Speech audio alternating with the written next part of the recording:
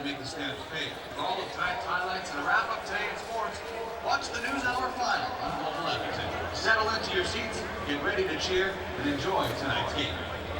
Thank you, David. Good evening, everybody. It's the home opener for the defending Grey Cup champion Edmonton Eskimos as the Battle of Alberta moves north after a comeback win a week ago by the Calgary Stampeders. What a glorious night here in Edmonton, 25 degrees and a gentle breeze out of the southwest at 17 kilometers an hour. There's Tom Higgins. His Stampeders looking for their first back-to-back sweep of an opponent in 5 years. While Danny Machocha wants his team to get back to basics and feels getting back to Commonwealth might be the tonic for what ails his team after an opening game loss. Yeah, turnovers hurt the Edmonton Eskimos more than anything, so if they can stop that on home turf, that'll go a long way in helping them try to get their record to 500 early in this season. There's J.R. Ruffin along with Cedric Williams dropping deep to accept the opening kickoff, and the Eskimos pulling out some stops before the game. We had Warren Moon and Brian Kelly, two of the legends, out for the coin toss, and then a salute to the Western Conference champion Edmonton Oilers. But now let's play some football. And it will be J.R. Ruffin from his 10. They fake the reverse, and Ruffin finds some room outside. And Fleming got a hand on him.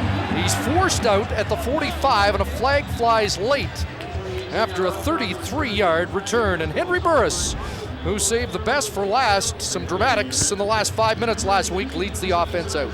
Well, Joffrey Reynolds, again, starting at tailback, had 153 yards on the ground, a super effort for him. Terrific receiving core. Elijah Thurman, of course, coming over as a free agent from the Saskatchewan Roughriders. Offensive line up front, Godfrey Ellis gets the start, a 10th round pick from Acadia last year in 2005, and the Stampeders already terrific field position to begin this opening drive based on that return and penalty. Rough play, Edmonton the call, and the ball is spotted at the Eskimo 52, so Burris with great field position to start this game. The sole running back, the man that chewed up the Eskimo defense a week ago. And look at this start for Joffrey Reynolds, a first down carry off the left side for 12. And he ran for 153 last week. And he made it look easy last week, as he did on this opening play of the first quarter. And this is the defense that Joffrey Reynolds will be running against, and you know they need to buckle up their chin straps a little tighter to stop that run this week.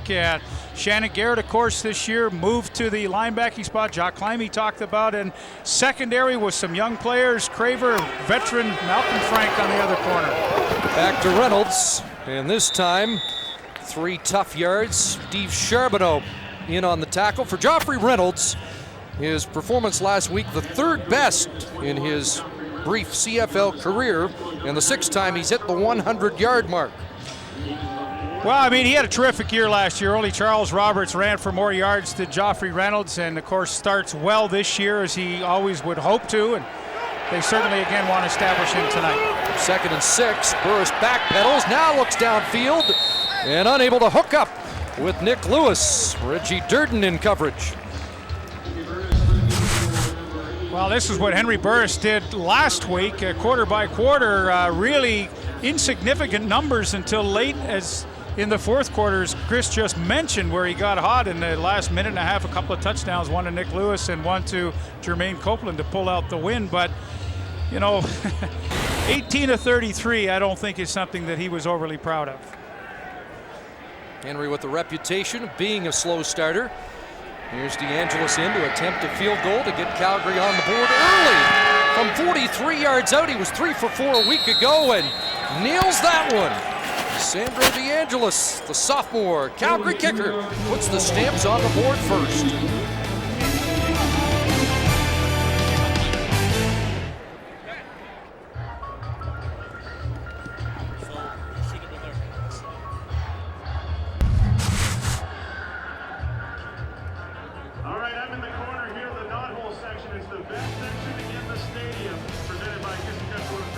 The CFL on TSN is brought to you by Wendy's, the official hamburger of the...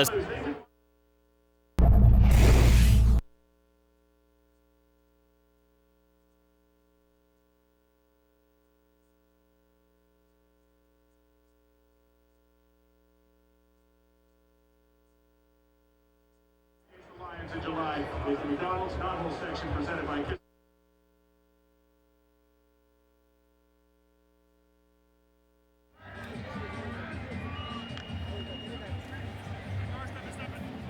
It's time for Tim Melisher's Western Move of the Game, a chance for fans in the top deck to move down to the 40-yard line. As our major game indicates, our lucky winners tonight are sitting in section N, row 49, seats 11 to 12. They are Caroline and Fred Chubia, who have moved to section F, row 20, seats 9 and 10. All compliments of Tim Melisher's Western Moving. Enjoy your new seats and the rest of tonight's big-time Eskimos.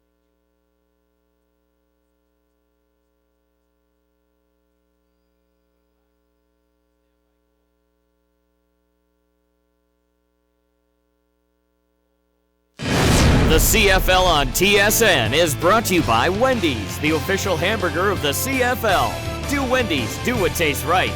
By Rona, proud league-wide sponsor of the CFL. And by Rogers Wireless. Rogers brings you 2006 FIFA World Cup video highlights on the latest MP3 phones. So a couple of the elements that gave Calgary the win last week, Edmonton penalties and Joffrey Reynolds on the ground, produced the opening field goal of the game. And now Tony Tompkins, the return man, met immediately. Wes Cates is in.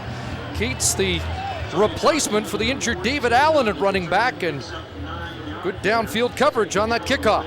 Well, if you looked at the stats after last week's game, you'd say, well, how did Edmonton lose? I mean, Ricky Ray, 33 of 44, a couple of touchdowns, but they weren't able to make the big plays in the fourth quarter. A terrific receiving core. Mookie Mitchell, touchdown last week. Ed Hervey, 9 catches. And for all intents and purposes, an offensive line that gave Ricky Ray enough protection for him to have won that game had they not made so many mistakes. The 399 yards, the most Rays had against Calgary in 9 starts. Here's Jason Tucker underneath, brought down quickly by John Grace, who had 9 tackles last Saturday. Well, Brian Clark exactly talked about that, and this is what this Calgary defense is going to try to do, keep the receivers underneath them. And up front, Demetrius Maxey had a sack, good game a week ago. Sean Coe rushes the passer as well as any outside linebacker. It's a young secondary, but very aggressive, and what they want to do is not give up the big play. Let Ricky Ray have big numbers, but not big touchdown completions. So no changes from a week ago on defense for Calgary. Here's Troy Davis breaking a tackle and spinning across the 45, still going. They wanted to get the ball in the hands of Davis more this week after just 8 carries and 50 yards last Saturday.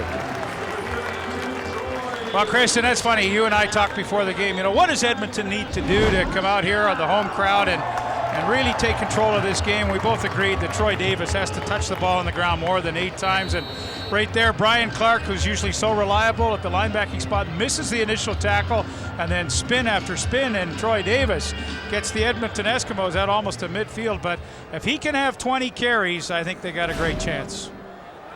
18 for Troy Davis, who had 100 in the Western Semi against Calgary. It's a first down, and Ricky Ray looked long.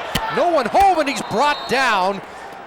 Ray sacked on the play, and it looks like Demetrius Maxey, who had a quarterback sack last week, and that will be career sack number 65 for D-Max. Well, that's not the offensive line's problem that time, because Ricky Ray had plenty of time to throw, just super coverage downfield, drop 8 deep, and you see he's ready, plenty of time, but now the fun starts, and Maxey gets the free sack there, but that wasn't the offensive line's problem. So a loss of 3, 2nd and 13. Ray rolling and dumps it off. Here's Troy Davis, who was more effective last week as a receiver. Short gain here. He had 7 catches for 75 a week ago at McMahon. And if Calgary continues to rush 4 and drop 8 like they did and keep the receivers in front of them, Troy Davis may catch a lot more than he caught those 7 passes last week, because that's what Calgary's saying. Hey, Ricky, in the first quarter at least, we're not going to let you go over the top. We're going to make you throw underneath. That's the dinking and dunking that Mr. Dunnigan was talking about. Well, I think that's the way to play Ricky Ray. You try to frustrate him. Interesting, Sean Fleming's going to punt. Rodney Williams had a tough week last week in his debut as a punter with Edmonton, and I agree with bringing Fleming back as the punter. Heck, he's over 41 yards career. Why not?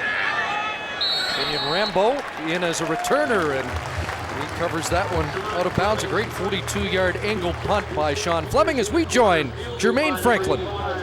Guys, it's the tale of 2 weekends weather-wise. Last week, the game was delayed 45 minutes between these two teams because of an electrical storm and extremely wet conditions. But talking to the Stamps players, they're relieved the wetness happened last week and not this week here on this turf, as it does get very slick on the natural grass surface. Now, talking to Geraint Copeland, he said he couldn't ask for better weather, but he did have one small complaint.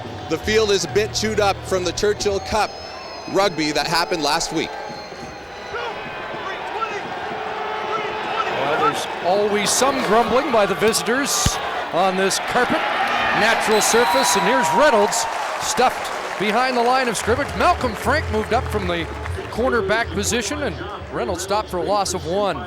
It's interesting talking about the turf this week. I think one of the greatest fears for players these days is to wear the long cleat. I believe 7/8 of an inch is the longest you can wear, and I doubt that you're going to see too many of the guys wearing those. And compound that for Calgary. They have a grass practice field, but it rained so much in Calgary this week, they really didn't get to practice on it. So, hey, I don't care what anybody says. To me, it's an advantage for Edmonton when other teams come in here and play on this natural surface, because I know guys are terrified to wear long cleats.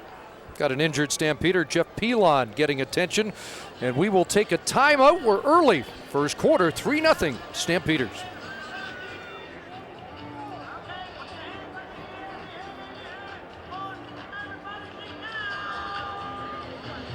Here they are, renowned throughout the league as the CFL's finest, the Eskimo cheer team led by Director Diane Greeno. Special thank you to 2006 Eskimo cheer team official suppliers, Planet Beach, Raw Beauty, Club Fit, Denon, TG, and Rabbit Hill Dental Studio.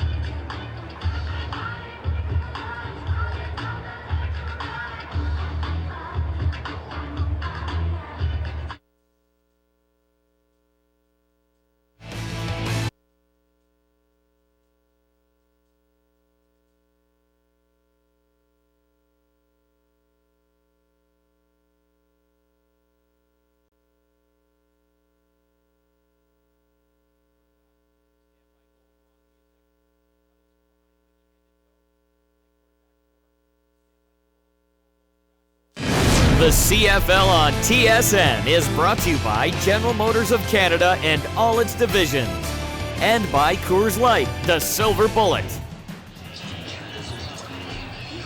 Jeff Pilon off under his own power. The right tackle goes to the sidelines, and Tyler Lynham, a third-year man out of the University of Calgary, comes in to line up alongside Taylor Robertson, the right guard who was named Lineman of the Week in Week 1. Burris surveys 2nd and 11 underneath Joffrey Reynolds. Stewart couldn't bring him down, and away goes Joffrey Reynolds up near midfield across the 50, and finally tackled there by Keyu Craver. 39 yards, Burris to Reynolds. Well, Quincy Stewart had a great opportunity to make the play. Here he is right here. He looks this way, and then he's got to come back that way. to try to take on Joffrey Reynolds. And we talked to Dan Kepley before the game. We said, Kep, what was wrong with the defense last week? He said, we couldn't make any tackles. And already early in this game, a great example of that and a huge play for the Stamps. He did say Quincy Stewart was not one of the guilty parties, but he was there. And this time, Reynolds isn't going anywhere. Gerald Dixon, who takes over for the injured Stephen Marsh, with the tackle on Reynolds. You know, it's interesting, Chris. Both these coaches, Danny Machocha and Tom Higgins, they talk about field position so much, and that's how they game plan. That's how they conduct themselves throughout the game, is to try to establish field position. And already on one play, of course, Henry Burris now, he's got himself out of trouble. He can open up the entire offense, but there's nobody that knows about field position more than these two coaches and are more concerned about it. 2nd and 11. Burris rolling as an open man in the flat, but one hops the pass to Jermaine Copeland. Well, and that's the throw he's got to make, because he's rolling to his right as a right-handed quarterback. No pressure in his face. And, you know, Henry Burris, when I talked to him yesterday, was critical of himself last week in that game. He said, you know, it was like our 3rd preseason game. It sure wasn't regular season form for our offense, and that was a pretty rusty throw right there. Maybe he hasn't been getting a lot of sleep. He's got a 2-month-old son, Armand, that he and his wife Nicole had back in April, and I said, well, this is good to get on the road trip and get some sleep. How about Randy Chevrier, the long snapper, a broken thumb. He's got the big cast, and yet an automatic snap to Burke Dales, and now Tony Tompkins. Tompkins trying to get outside, and I think he's got there, and then stumbled, and is caught from behind by Trey Young. Oh, that looked dangerous, but it's just a 6-yard Tompkins return.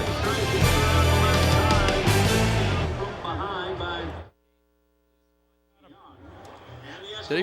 Lysak tripped him up enough. Well, that one was gone. Yeah. Lysak gets him right here. Oh, yeah. You just got the heel. Hey?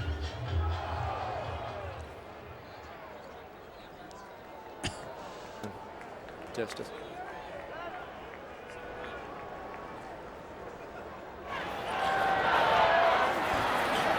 Back in Edmonton, where Ricky Ray goes to work, Daryl Mitchell breaks a tackle on a swing pass from Ricky Ray. And Mitchell should have a first down for the Eskimos. And good eye there, Leaf. It was just a shoestring tackle by Wes Lysak that tripped up Tony Tompkins when it looked like he was going. Did they have the wall set up? Last play here to Mookie Mitchell, and this is really a good play on first down for them. The receivers out front, Richard Alston and Jason Tucker getting some blocks, but I love that call on first down, especially if Calgary's going to play soft with their linebackers in secondary. That's a great first down play. Mitchell with 9, so it's 2nd and 1. And the fullback, Mike Maurer, with the carry. You know, if Calgary continues to play defense soft like they are, I think you're going to see the wide receiver screens to Ed Hervey and Tucker, and the swings like that to Mookie Mitchell, maybe a swing or a screen to Troy Davis, because those are the types of first down plays that if Denny Crehan is going to dictate what you're going to do, those are the plays that usually give you good positive first down yardage. Crehan awaiting this measurement. You know, I think all in all, he was happy last week with Ricky Ray completing 33 balls and only getting 14 points out of it. Now, they did shoot themselves in the foot a number of times. However, that's still a pretty good effort by your defense. For Danny Machocha, it was a lot of the same from last year when the Eskimos seemed to move the ball a great deal, but not capitalize with scores. And again, the rushing woes reappeared last week, which is 50 yards, which in fact was less than their average of a year ago when they were last in the league. And they are going here on 3rd and just less than a yard. 3 men in the backfield behind Ray. And now Ray with the push ahead. And we'll wait for Bud Steen to let him unpile and make the spot. Well, it's interesting, Chris, when these two teams meet, one thing you can count on is a lot of turnovers, just who's going to be the victim. In the West Final last year was the Stampeders that shot themselves in the foot. And of course, last week, 7 turnovers by the Eskimos, 3 on downs, 3 fumbles, and 1 pick. And both teams emphatically said yesterday, the only way we can win is if we stop committing all those crazy turnovers. Jermaine mentioned it was a miserable night to start with, but nobody using the weather as an excuse for the way they turned the ball over. Ray can't find anybody.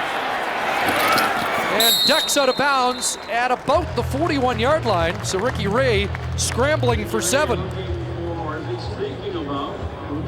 Good coverage in the Stampeders secondary. Yeah, playing zone to the wide side of the field, just covering your areas. You know, if you stay there long enough, somebody's going to come into it, and Stampeders play it flawlessly. Nowhere for Ray to go except tuck the ball under and run himself. Now, got about 6, so not a bad first down play.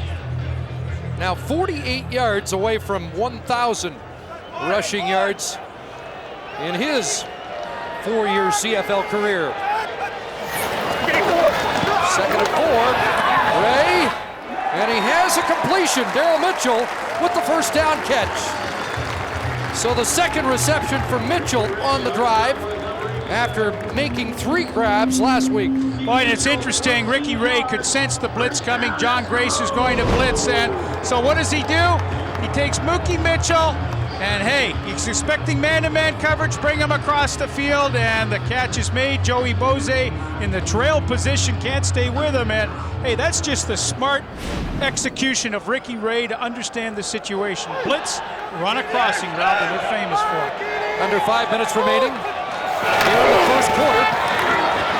Ray in trouble and throws it away and does get it beyond the line of scrimmage. The flag comes down, however, but that ball did get over the line of scrimmage. And I think the officials will confer and pick up the cloth. No infraction pressure on the play. immediately. The ball Troy is thrown Davis across just can't the get line of outside scrimmage. of the Second down. blitz is coming from Trey Young from the middle safety spot all the way in. So all of a sudden, that 2 soft series on defense for Calgary, now all of a sudden, they're starting to bring a lot of people on the blitz and give Ricky Ray another look. And to me, that's the beauty of the 3-4 defense. You can bring people from all over different places, and to me, you have a little more flexibility in trying to confuse the quarterback. 2nd and 10, Eskimos.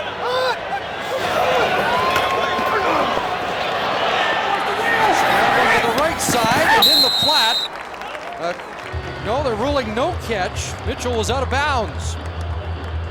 And it will be 3rd down.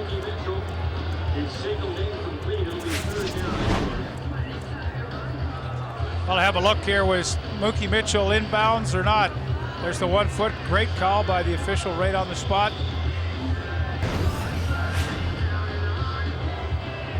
Back foot on the white chalk before the other foot came down.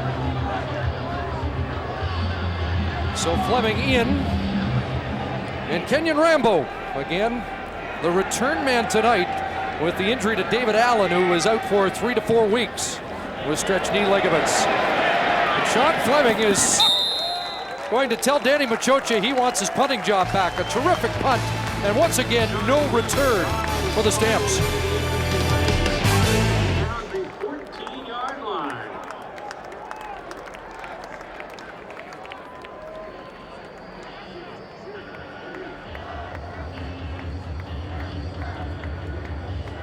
Okay, football fans, thanks to the great folks at All Weather Windows, it's time for the All Weather Windows renovations Who's Behind the Window game. I'm going to read 3 clues about the mystery person located behind the window up on the Jumbotron right now. Then you, the Royal Commonwealth Stadium fans, will pick the one you think it is. We'll base our decision on how loud you are. Here we go. Clue number 1. He played 14 seasons with the green and gold, electrifying CFL crowds with his blazing speed and talents, not to mention his patented backflips. Clue number 2. He's the most, I don't know if you needed the word clues, do you? He's the most terrific punt and kickoff returner in the history of professional football in North America.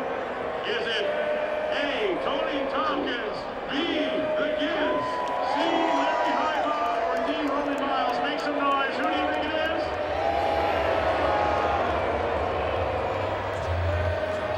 I think I heard B, and I think I heard Giz.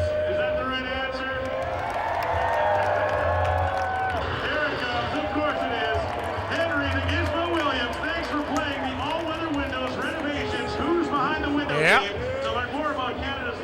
a selection of windows and window renovations. Check it all out at all weather windows. Reminder, tune in for the 147th running of the Queen's Plate live from Woodbine in Toronto tomorrow.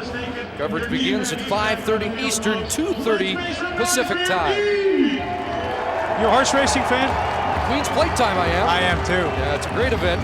Can you imagine 147 runnings of the Queen's Plate? There's Andre Summersell, who's getting the start at defensive end tonight, the rush end position, and a native of Guyana.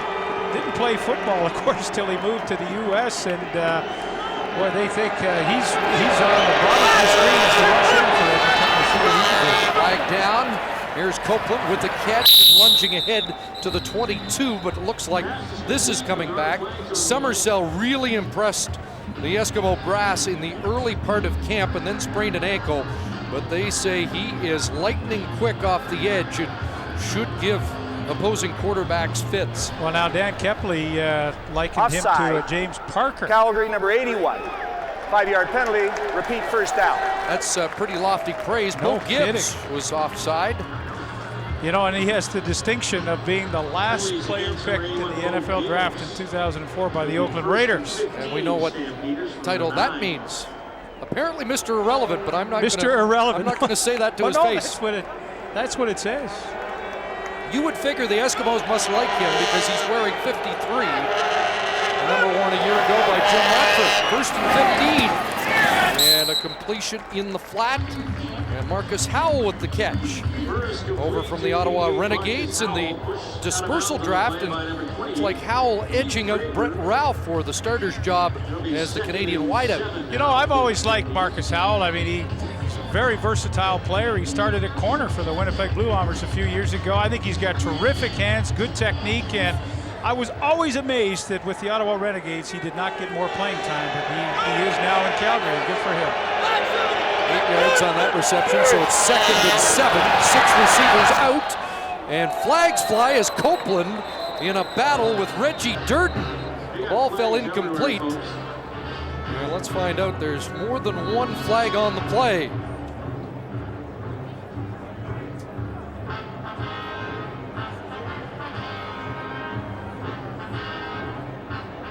Holding is one call, and Durden will be called for pass interference as he bumped the intended receiver, Copeland.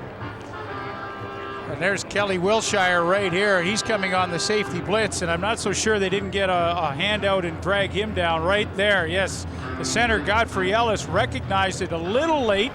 Holding. But pretty much tackled Calgary, him, but number it's 61. going to probably offset as Reggie Durden gets called for the interference. Edmonton, number 5. They're offsetting 10-yard penalties. So Godfrey repeat Ellis, the down. Second down. the holding call, the center, and Durden the culprit for the Eskimos.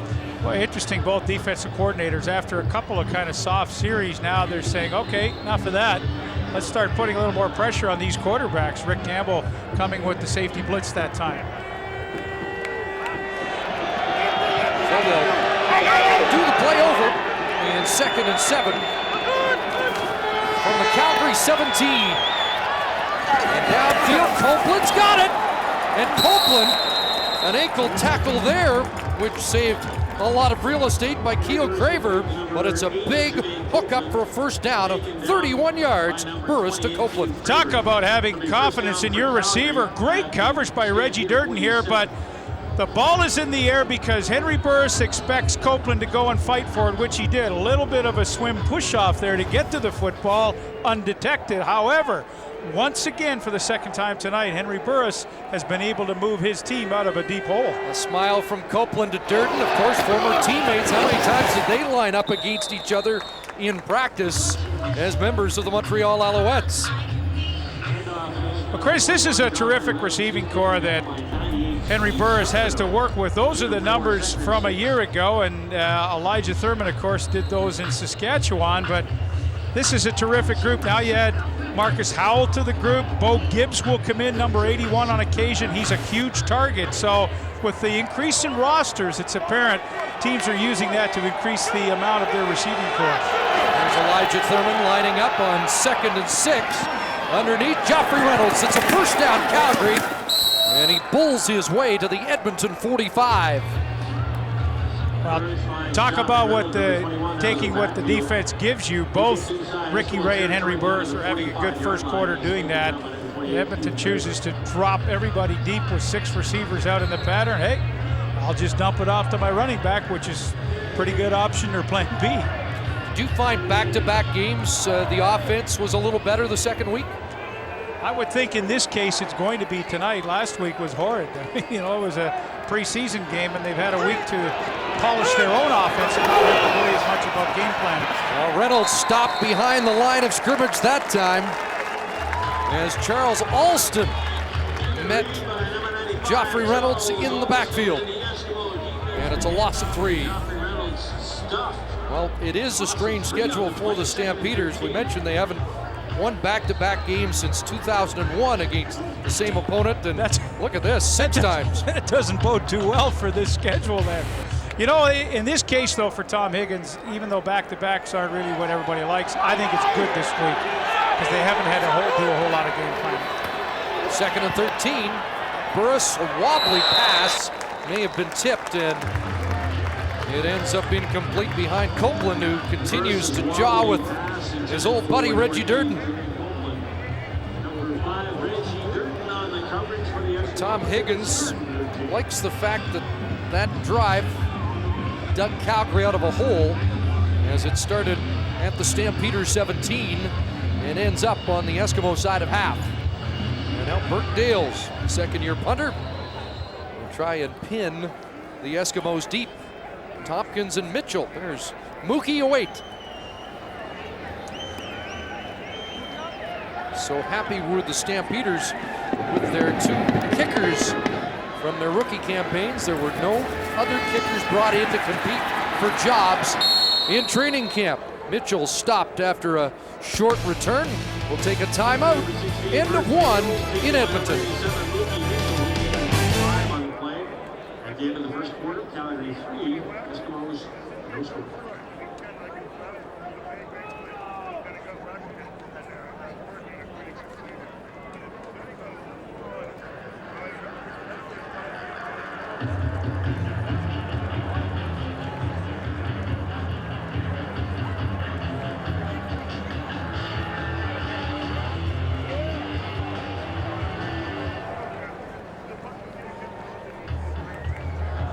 The Eskimos would like to welcome the City of Edmonton employees and their families who are attending tonight's game.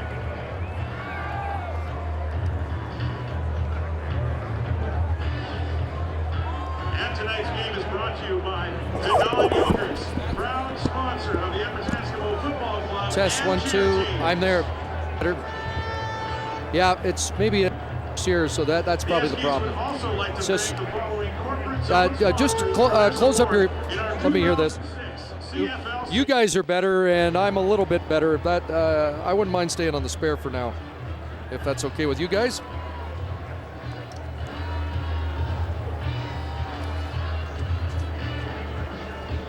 No play. Oh, yeah, I don't have the extender on this one, unfortunately.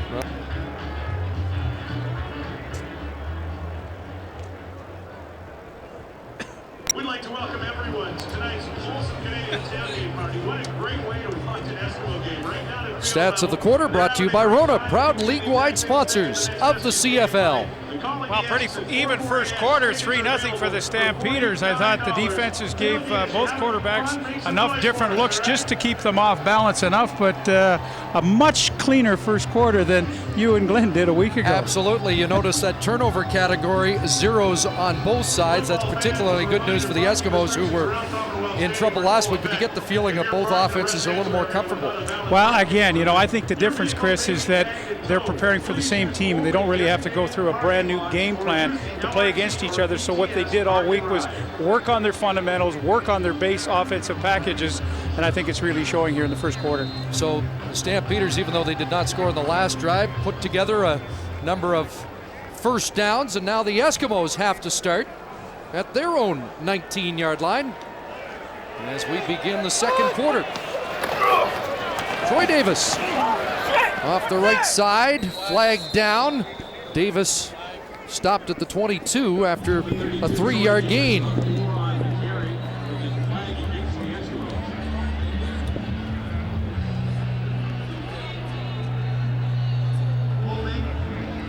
Davis, the leading rusher for the Eskimos last year. Repeat first down.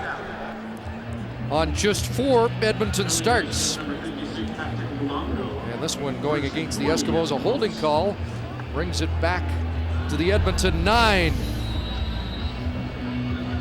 Well, a week ago, Joffrey Reynolds obviously won that battle of the running backs, and I believe that for the Eskimos to be successful tonight, you're going to have to see Troy Davis much more involved in their game plan.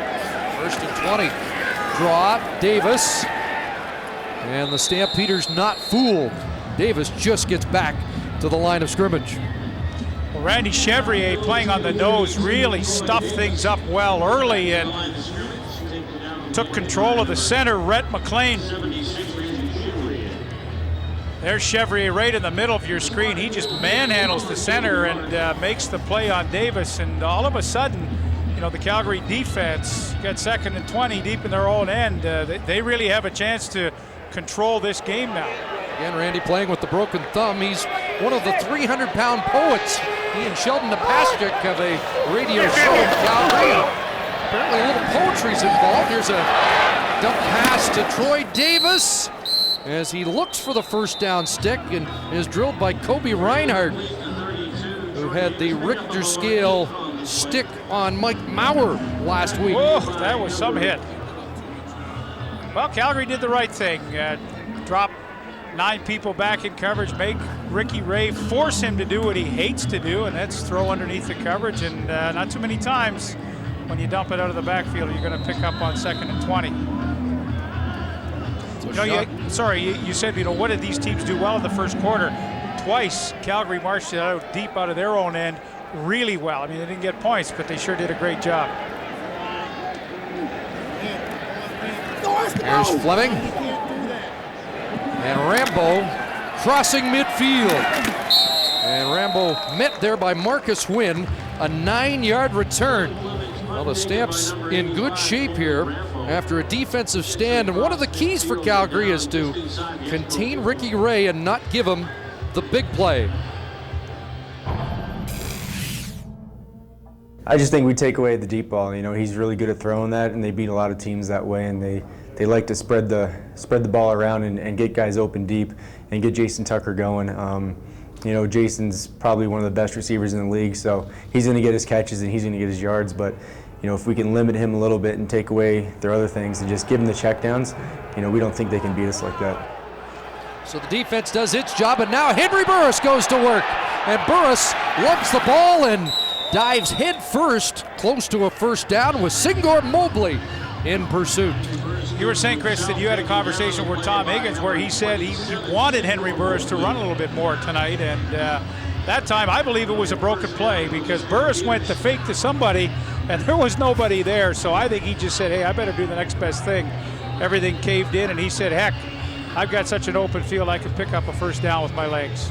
Henry does have that element and didn't take off last week. Moves the sticks here. And the Stamps threaten from inside Edmonton's 40-yard line. And Burris looking downfield. Elijah Thurman hadn't turned around to look for the pass as he was going man-on-man with Malcolm Frank. You know, Danny McManus and I, who's backing up at quarterback here in Calgary for Henry Burris, had a conversation yesterday about preseason and the length of the season and all that. And I think, you know, he and I both kind of agreed that in a perfect world it'd be great to have 3 preseason games. And one of the reasons would be like a free agent like Elijah Thurman comes over to Calgary. I mean, there was total miscommunication on that play, and maybe these two just haven't had enough time to work together yet. But, well, I agree with Danny Mac. Preseason's too short. 2nd and 10. Copeland, and Copeland's got it. Again, tight coverage from Durden, and Jermaine Copeland keeps coming up with the football. Well, again, Henry Burris is not afraid to throw it to Jermaine Copeland, and he just works to the outside right there.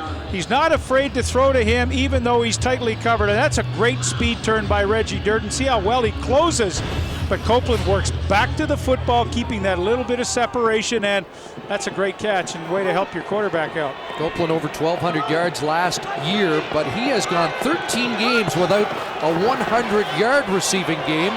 Great play action, Burris into the corner, and does Rambo get down? Yes, they're ruling a completion and a first down and a big catch by Kenyon Rambo, who had a touchdown in Calgary's last visit here at Commonwealth. Well, I love the call by Burris. He's got trips to the wide side and he rolls back weak, really, and if nobody comes out with him, he's got the option to run or to throw to somebody like Rambo, who does a terrific job to keep those feet in bounds. That is a heck of a catch, and those are how you keep these drives going and make big plays like that. Good catch by Copeland. Now Kenyon Rambo with a good effort. 14 for Rambo, and now first and goal at the 4. Joffrey Reynolds time. Kicks it outside. Reynolds, touchdown. Powering his way in, and Joffrey Reynolds has the first major of the night.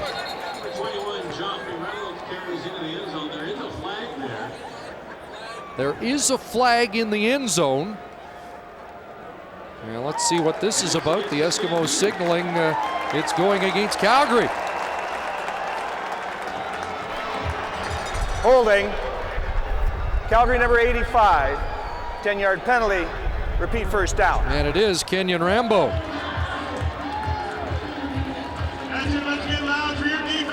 Well, penalties a week ago really hurt the Stampeders. They had 16, and there's Rambo on the outside of your screen. He's engaging with Malcolm Frank, or rather Keo Craver, and you can clearly see he grabbed a lot of jersey there to try to help his running back.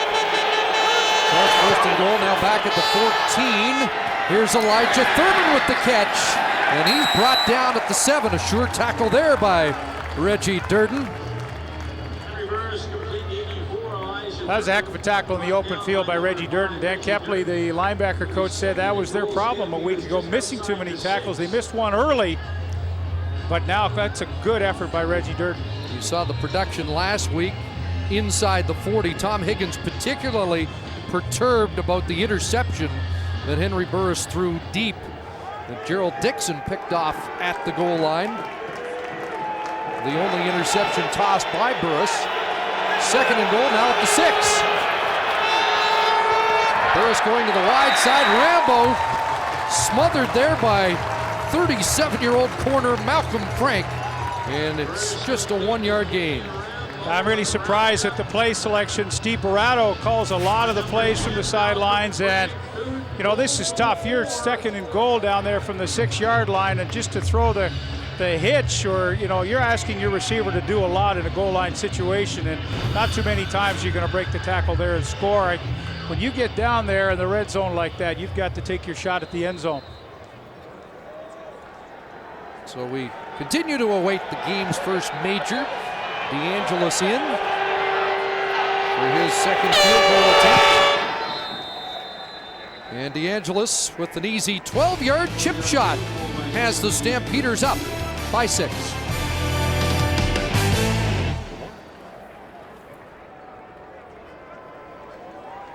All right, that's a great stand by your defense. Make some noise for them. We're going up to the 30-yard line right now.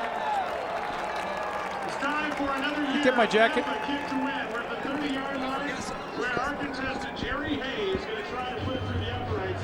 If he successfully does it, he's going to win himself an amazing mini chopper mercy. of Napa Auto Parts. He's accompanied by the Napa rep, Randy Jones, who's here. We put him in the middle. Yeah, Warren, you're in the middle, and Leaf can stretch over on there. Comfortable spot here. This evening. He's backing up. It looks like about 4 yards. Maybe one more. He's trying to decide. Put it through. Let's go, Jerry. And he's ready. You seen anything this year? What about, were you, did you encourage Ricky Williams at all, and were you part of that process? I was part of the decision. Let's make some noise for your Eskimos!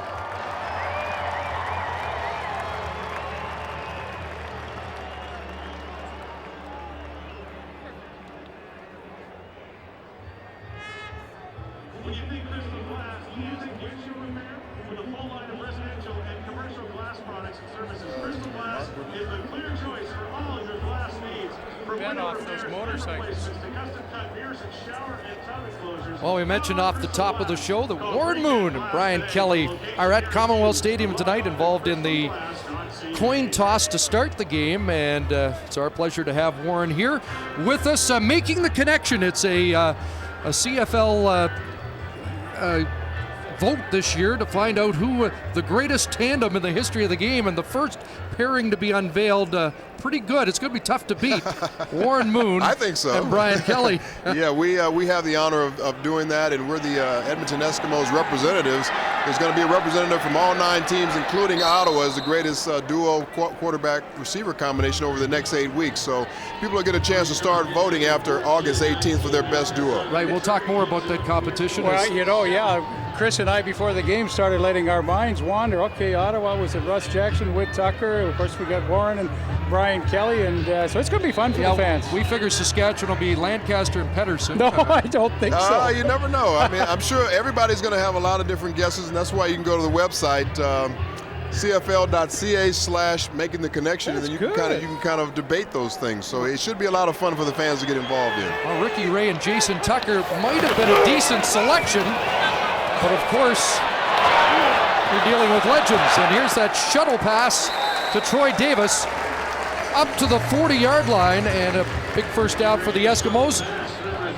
Warren, we need to offer our congratulations. I got to see you firsthand. You broke my heart in the 1980 Grey Cup. I've never forgiven you for that. But well, you know, I had to do what I had to do. Going in the Hall of Fame, 17 great years in the NFL, that must be a thrill. It's quite an honor for me. You know, I had the pleasure of going in the Hall of Fame up here in Canada. Now I get a chance to go in the NFL Hall of Fame, and it's going to be quite a treat for my family and my fans. And you know, Brian Kelly, the guy that's showing on the screen right now, had a lot to do with my success. He was a great receiver, and I was blessed with great receivers throughout my whole career. That had a lot to do with my success. You had Tommy Scott, and did you play Waddell George Smith, McGowan? And, I played a couple of years with George at the beginning, but mainly it was Brian Kelly, Waddell Smith, Tommy Scott, Brian Fryer, Marco Sincar. So I had a really good group of receivers.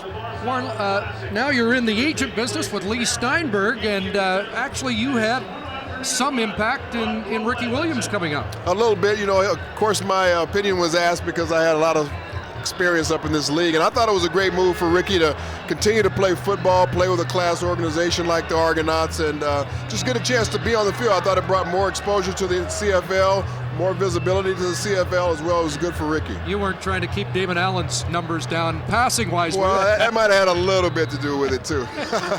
It's always an honor seeing you, and you know, people across the country will be thrilled when you go into the Pro Football Hall of Fame later this summer. Well, I'm looking forward to it, Chris, and thanks for having me on. Warren Moon, congratulations. So the Eskimos now moving the football, and there's the newcomer to their offensive scheme, Richard Alston, with a catch out of East Carolina. He was their top receiver in the preseason with 12 catches, and draws in as Trevor Gaylor is sat down. East Carolina school that has brought the Edmonton Eskimos Dan Kepley and Gizmo Williams, so why not go back to that school one more time. Great to chat with Warren Moon, and what a dynamic combination that was, he and Brian Kelly. Well, it's interesting to hear the supporting cast. He had some great ones here. Tommy Scott, Waddell Smith, Marco Sincar helped out with a Grey Cup. And there's an Alston catch that will be negated by a holding penalty. Bud Steen brings them back. Holding, Edmonton 61, 10-yard penalty, repeat second down. Glenn Carson in, and a holding call against him. We talked about Alston, a newcomer to the offensive set this week, and Pat Woodcock also in the lineup and awaiting his first catch as an Edmonton Eskimo. yeah, Pat Woodcock, funny career. I mean, best year, 2002, and the Grey Cup MVP, but you know, after that he just doesn't materialize, and we haven't seen him yet tonight. More flags as Ray looks for Tucker downfield, incomplete. Of course, Woodcock's best play ever a 99-yard catch on this field in the 2002 Grey Cup game. Well, yeah, he was the Canadian MVP in that game for that long catch, but Illegal block, hands to the face. Edmonton 61, penalties decline. It's third down. So back-to-back penalty calls against Carson. This one is declined as he gets up in the grill of John Grace. Yeah, I would say that's in the face pretty good there.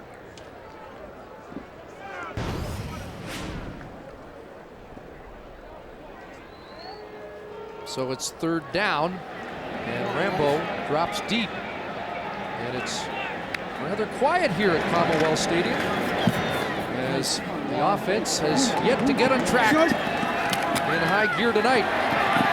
Rambo loses his footing as Matthew Bertrand was bearing down on him. A 50-yard Fleming punt.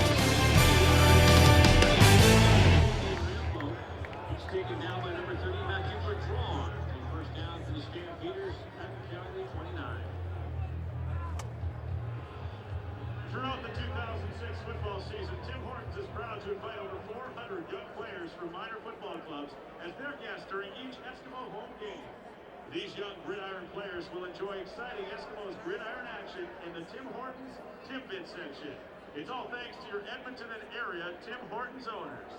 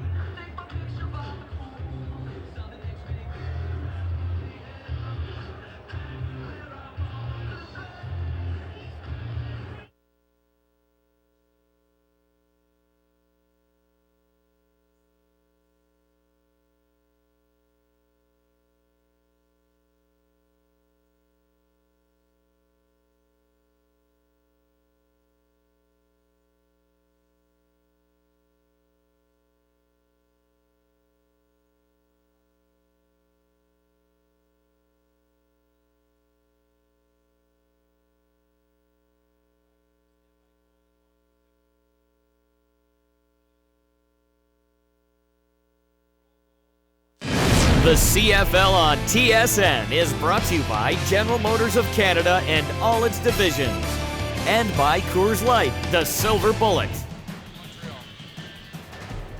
Alouettes winners tonight, 32-14 in Hamilton. So Montreal, the first road team to post a victory in the 2006 season.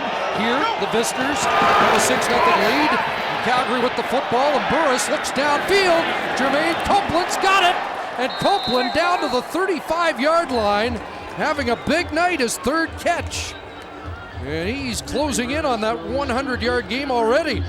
Well, Edmonton moved Shannon Garrett to the linebacker position from defensive back this year, and they put him out on Jermaine Copeland. And I know Shannon Garrett's a good defensive back, but I think when he's up that close to the line of scrimmage and he's going to go one-on-one with Copeland, that's a battle that Copeland's going to win. And Jermaine Copeland having a good first half, 3 catches now, 98 yards. And that's a matchup that I think Henry Burris, when he saw it, he went right to it. Reynolds off the right side. Productive gain down to the 27-yard line. That was a 46-yard pass and run play from Burris to Copeland, who has not had a 100-yard game since last August, early August, August 6th. So he was due for a breakout night, and it looks like it's tonight. Well, he had a breakout year in 2003 when he had over 1,700 yards receiving, led the league that year. And again, I suspect he'll get over the 100-yard mark tonight as he's at 98 already. Second down, that ball tipped and falls incomplete. And was that Andre Summersell that got a hand on it?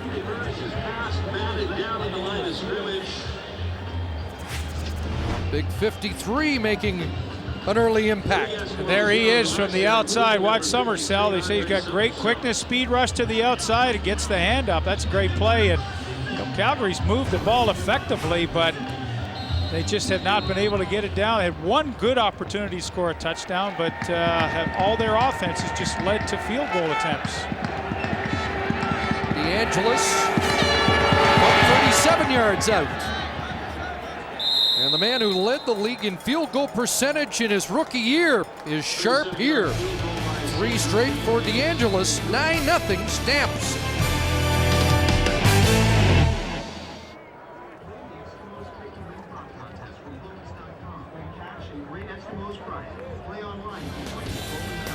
Visit the Bowman's Girls outside for your chance to win a 42-inch high-definition TV. From Bowman.com, proud sponsors of the Edmonton.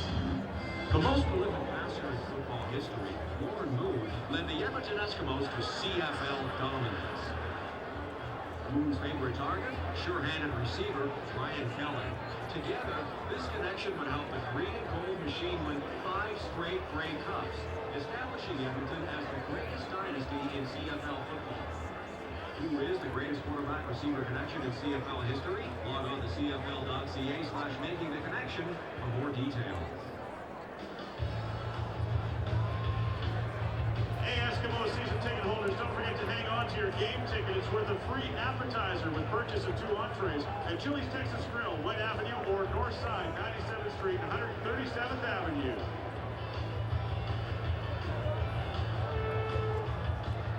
Don't forget Danny's Den, a place for sharing and caring. CoStar Computer Systems, along with the Edmonton Eskimos, team up to bring a smile and some football to the children and their families at the Stollery Children's Hospital. Danny's Den, brought to you by CoStar Computer Systems.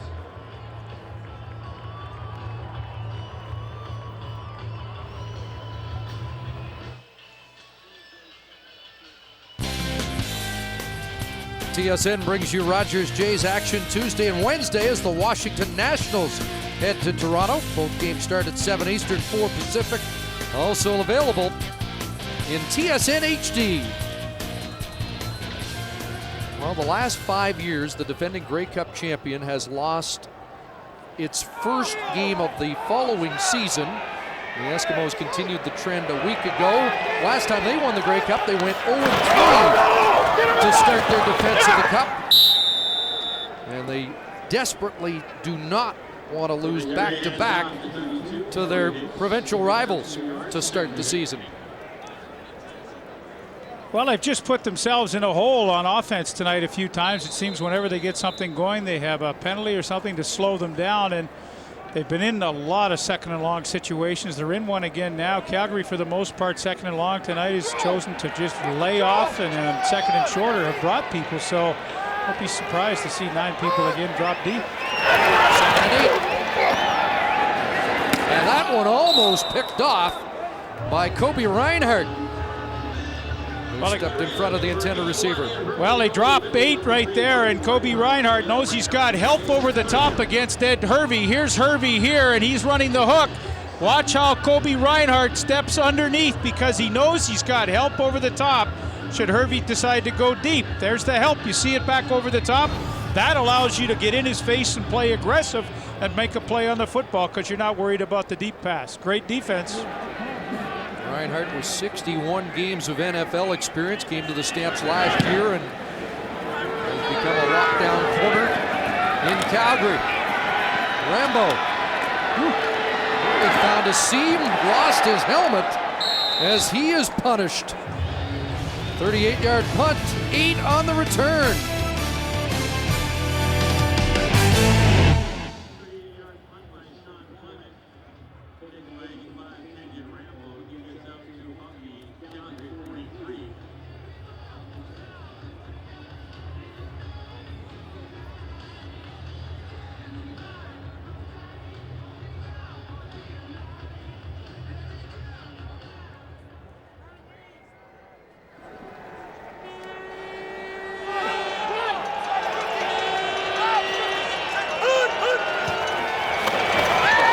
Stampeders take over at their own 43. Heat on Burris. Burris gets it away and completes the pass. Nick Lewis with his first catch of the night up at the 50. And somehow Burris got away from Steve Charbonneau. Wow, Steve Charbonneau, here he comes. He's bearing down at the last second. Burris with the duck move, and he finds Nick Lewis, and way to make a disastrous play into a positive one. 7 for Lewis. The 3-minute warning given to the benches here at Commonwealth.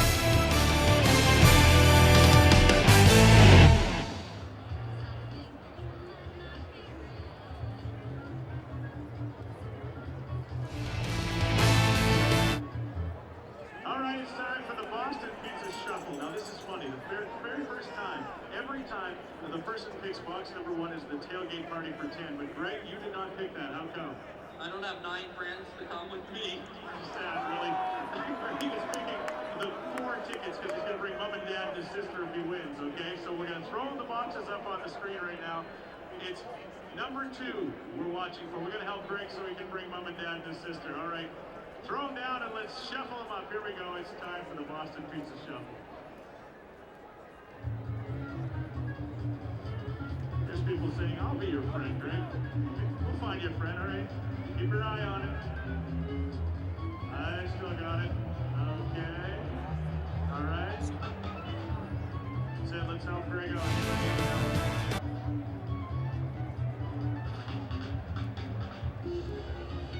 And they're shuffling like Greg. Okay. He's saying 3. Is he right? 3. He got it. Mom and Dad are coming to the game with Greg. Congratulations. We'll do it again the next game. The Boston Pizza Shuffle. Give us a go, Eskies, go. Go Eskies, go!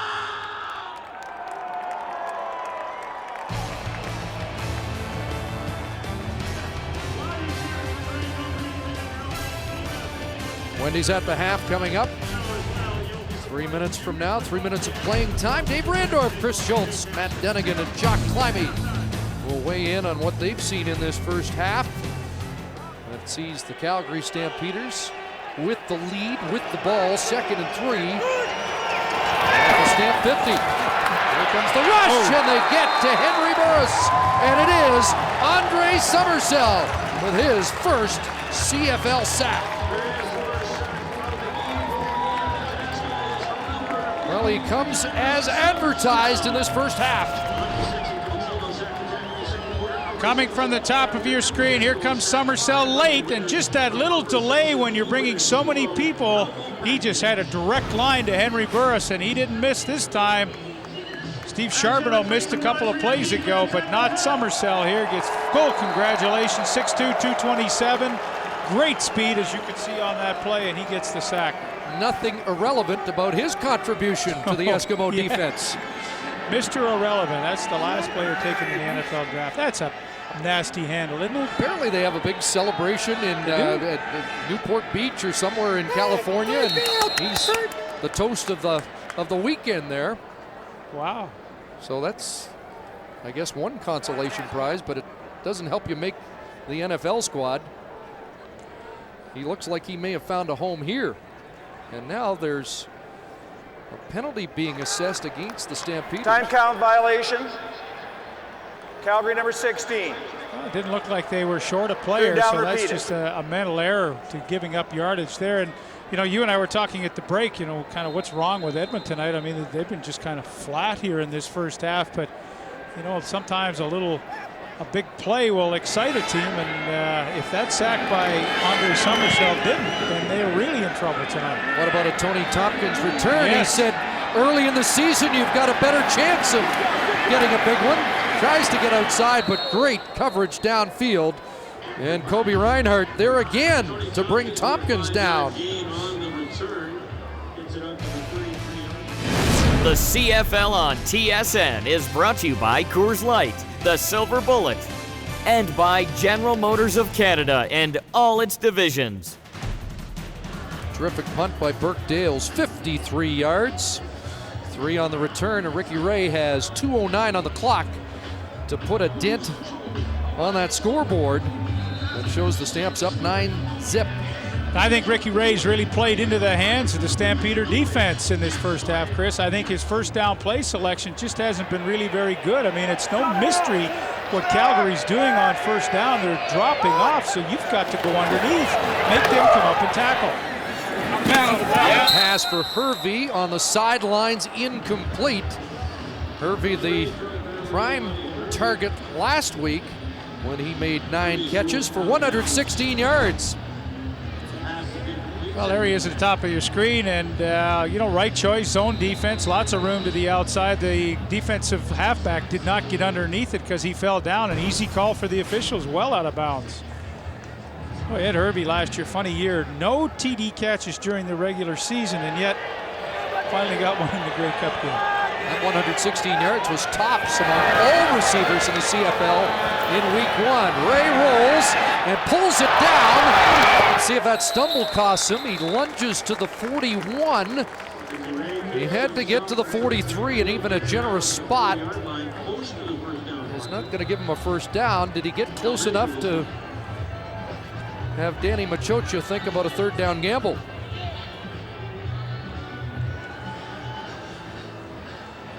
They'll measure, and he'll get a better survey on what is needed on third down.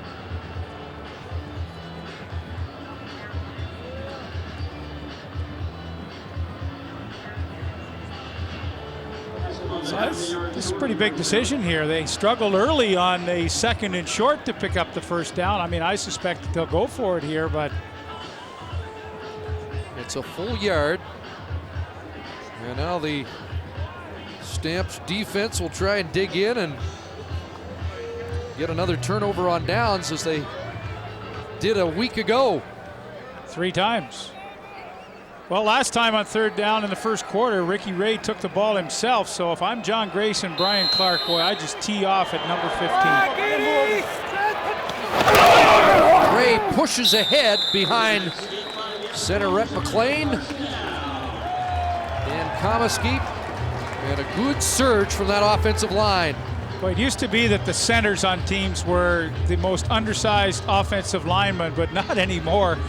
Ricky Ray follows Rhett McLean, 6'3", 304. Centers used to be around 2.5. Now they're over 300 pounds, and a good choice for Ricky Ray. You saw John Grace do exactly what I thought he would. There's number 7, tries to go helmet to helmet, but misses.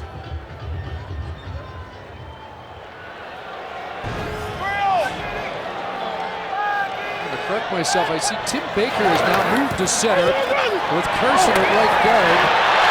And a completion to Jason Tucker, first down into Calgary territory, as Rhett McLean, who started at center, is on the sidelines for the Eskimos, so they have tweaked their offensive line.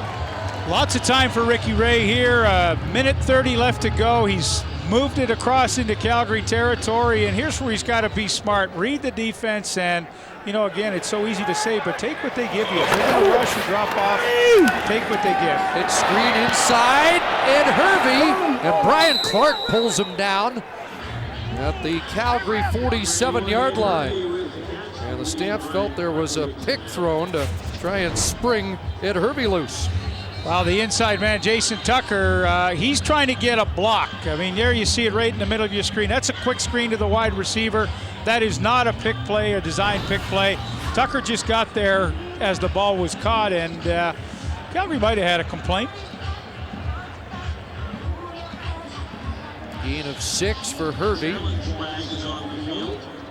Flag down, and Ray conferring with Danny Machocha on what the next play should be. Let's find out if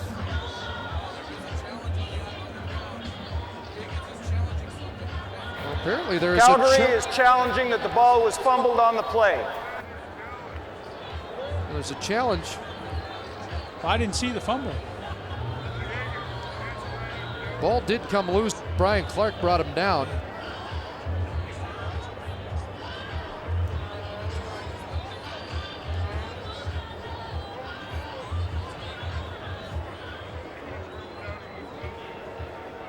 And so Bud Steen comes over to have a look.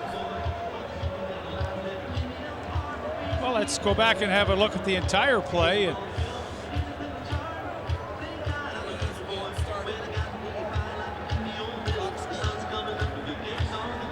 right. And there's Clark. That's a tough angle for us to have a definitive look at it. Probably going to get a better look from the end zone here. Brian Clark tries to strip the ball loose. And yes, that ball is coming out before Ed Hervey goes down. And, you know, the Eskimos, Jermaine Chapman up with the ball, and the Eskimos mentioned that Calgary was really tackling to strip the football last week. And it was Brian Clark with a couple of forced fumbles and a fumble recovery last week. And it looks like this Tom Higgins challenge Well, I think this might be successful. This is a pretty good look from our end zone camera, and you clearly see the ball coming out right there. And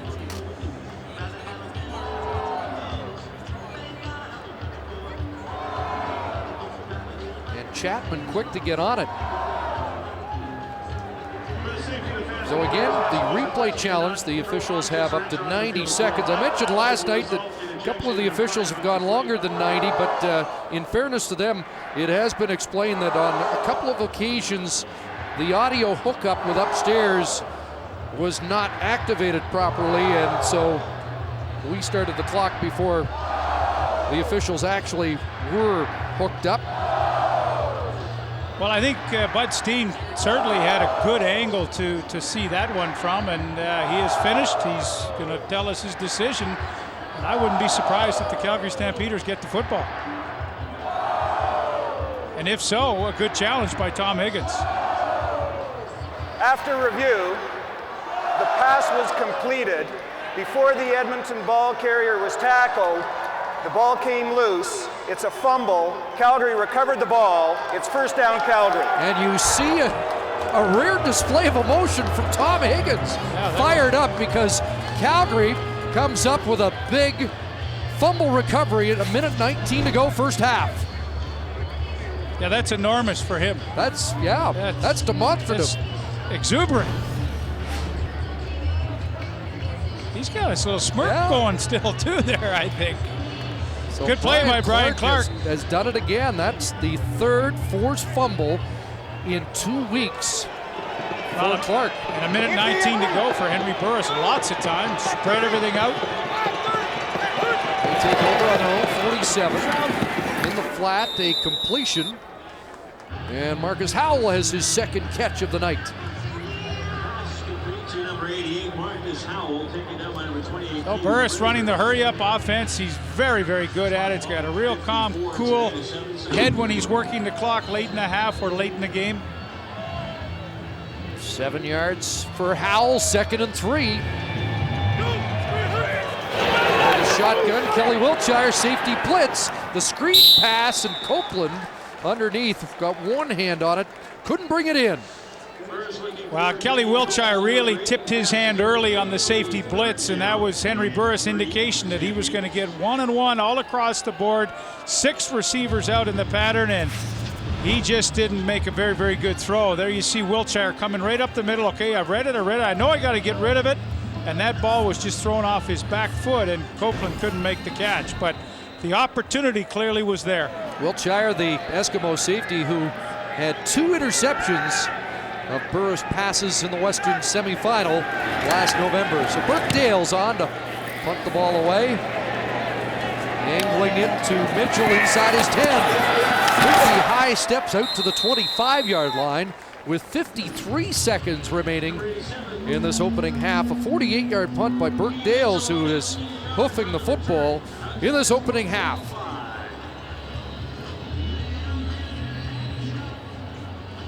Well, and again, Ricky Ray getting the football back rather quickly after that turnover, and lots of time for him with 53 seconds to go to try to break this goose egg here in the first half. In the last 6 regular season games, Ricky Ray with just 1 touchdown pass. It was last week on a pass to Matthew Bertrand out of the backfield. Randy Chevrier, the injured Calgary Stampeder. And again, we showed you earlier the big cast on his thumb. Not sure if that's the problem.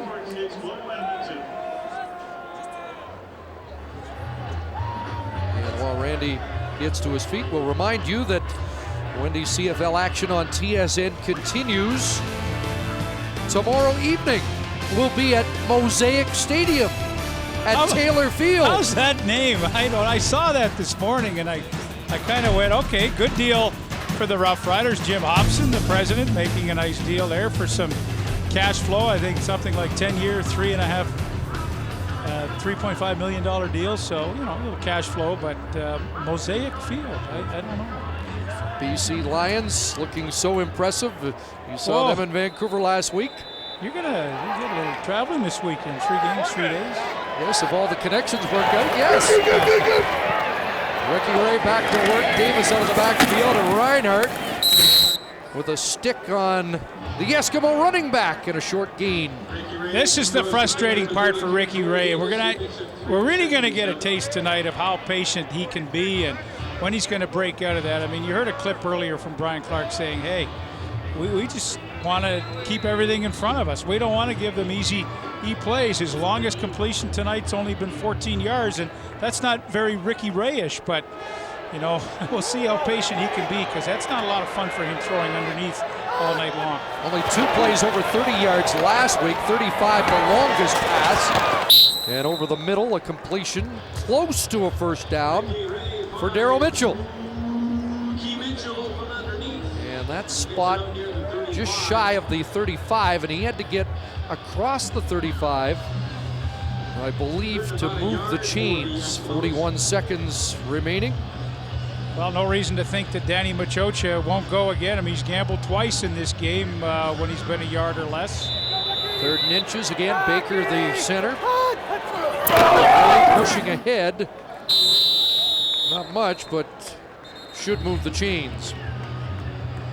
Quarterback sneak for Ricky Ray, and that's a first down. Well, again, Ray with 399 yards last week, 75% completion percentage, and yet all they had to really show for it, the 1 touchdown pass to Bertrand and 14 points in the game. So like most of the second half of last year, most of the yardage churned up between the 30s. Ray rolling to that far side. There's Alston wrapped up by Khalid Abdullah, who was impressive in his CFL debut last Saturday. Abdullah, a couple of tackles and 4 special team tackles. Of course, I know you and Glenn talked about it last week, the younger brother of Raheem Abdullah, the fine defensive end. 2nd down, Ray. And he finds Andrew Nowacki, a catch up at the 49, his first reception of the game. Ray wants to call a timeout with 11 seconds to go. And they're going to need, well, about 15 yards to put it in Sean Fleming field goal range.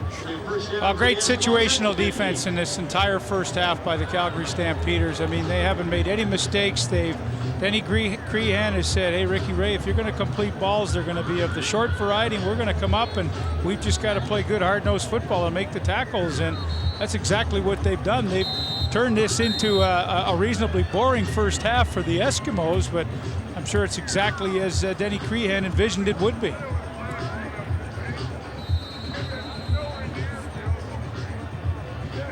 Longest for Sean Fleming last year was 48 yards. He'd have to move it 19. Watch the draw. To get it into a Fleming 48-yard attempt. And bring it back this way on the misdirection to Jason Tucker. He's surrounded and finally down, and they lose yards back at the 43, and that play ran out the clock in the opening half. And the home crowd here at Commonwealth Stadium not impressed with the opening half of football from the defending Grey Cup champions. They trail after 30 minutes, 9-0 as we send it to Dave Randor. Please continue to help make Commonwealth Stadium the most fan-friendly stadium in the CFL. Take care of each other and treat everyone with respect. Also, if you're drinking, please do so responsibly.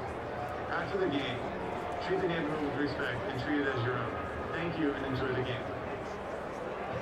For your added convenience, there are now 12 ATM cash and go machines installed at Commonwealth Stadium. You'll find 6 inside the East Concourse, 6 inside the West Concourse, and it's time now for brand new season of Edmonton Sean kick to win. This year, Coach Higgins, can you talk about your defense in this first half? What did they do right to hold Edmonton off the board? Well, you know, we usually have had some good success in mixing up what we're doing, trying not to let Ricky have a quick read on as far as our coverages are concerned. And you know what? They're flying around to the football. So, you know, we couldn't ask for any better. The only thing we'll look for is to see when we get closer, see if we can put a touchdown on the board. Are you happy with the way the offense moved the ball? But like you just said, touchdown is pretty key. Oh, absolutely. It's a much better game than the first week. Very few turnovers, and people are playing pretty well, so we need another good second half. Thank you very much, Coach. Oh, you're welcome. My pleasure. Just a little one, Chris Larondel is just glad to be here watching the game, and he's ready to kick. He's got a cast on his right arm, but that doesn't affect his kicking, apparently. All right, Chris. He's off to the left as well. Maybe that cast did affect him a bit. Kevin Crawford. He's ready to put it through. A little low, but he had the right line. Okay, Roger White, long-time Eskimo fan. Roger, you ready to go? Bring the ball back and put it on the 20. So far, Mark Matthew is the only one that successfully put it through. All right, Roger, go ahead. He's taking a nice run. He's got big, looks like hiking boots on. Let's see if they work for him. Go ahead, buddy. Absolutely, with the hiking boots they do. And Tim Daly, maybe he started it bad. We'll find out. All right, Tim's our final kicking contestant. Go ahead.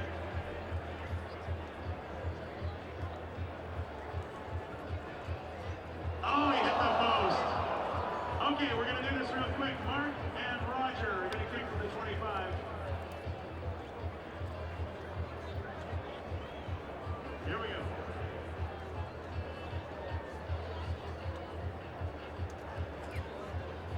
Once again, the winner is going to be moving on to kick for $4,000 at the end of the year. All right, Roger. We got the dogs, the racing dogs coming up. Little to the left.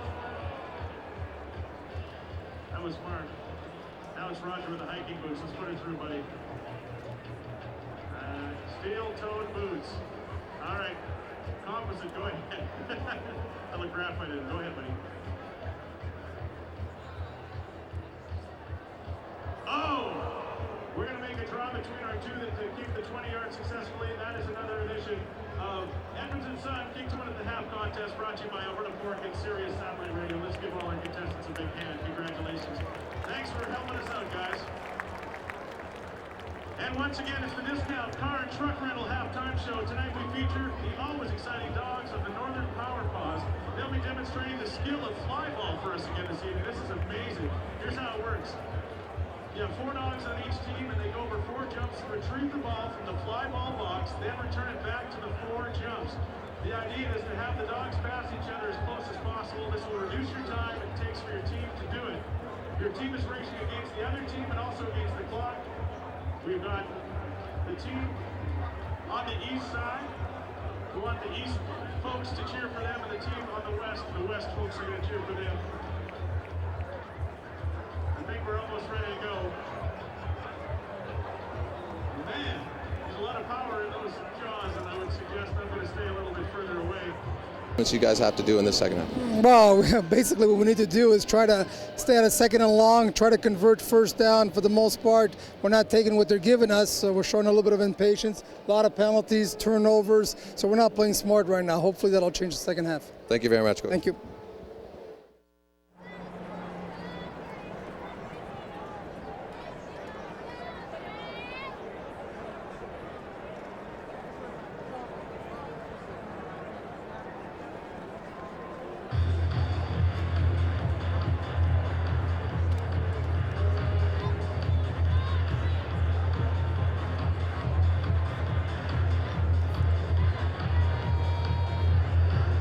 Welcome back the Edmonton Eskimo cheer team.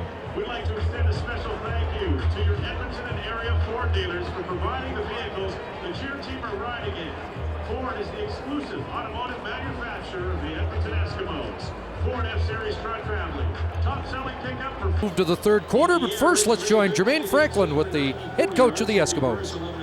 Coach offense held scoreless in the first half. What are the adjustments you guys have to do in the second half? Well, basically what we need to do is try to stay at a second and long, try to convert first down. For the most part, we're not taking what they're giving us, so we're showing a little bit of impatience, a lot of penalties, turnovers, so we're not playing smart right now. Hopefully that'll change the second half. Thank you very much, Coach. Thank you. So Ricky Ray held to less than 100 yards passing in the opening half, and you heard the coach say, we got to take what they give us. What are they giving them? Well, what they're giving him is a lot of underneath routes, and I think Ricky Ray's got to get back to on first down. A great play is quick screen to the wide receivers. Ed Hervey's a good choice. They ran a little swing pass to Mookie Mitchell in the backfield. He needs to get the ball to his receivers quickly, let them use their athletic ability to try and break a tackle, but if they try to force it downfield, they're playing right into the hands of the defense.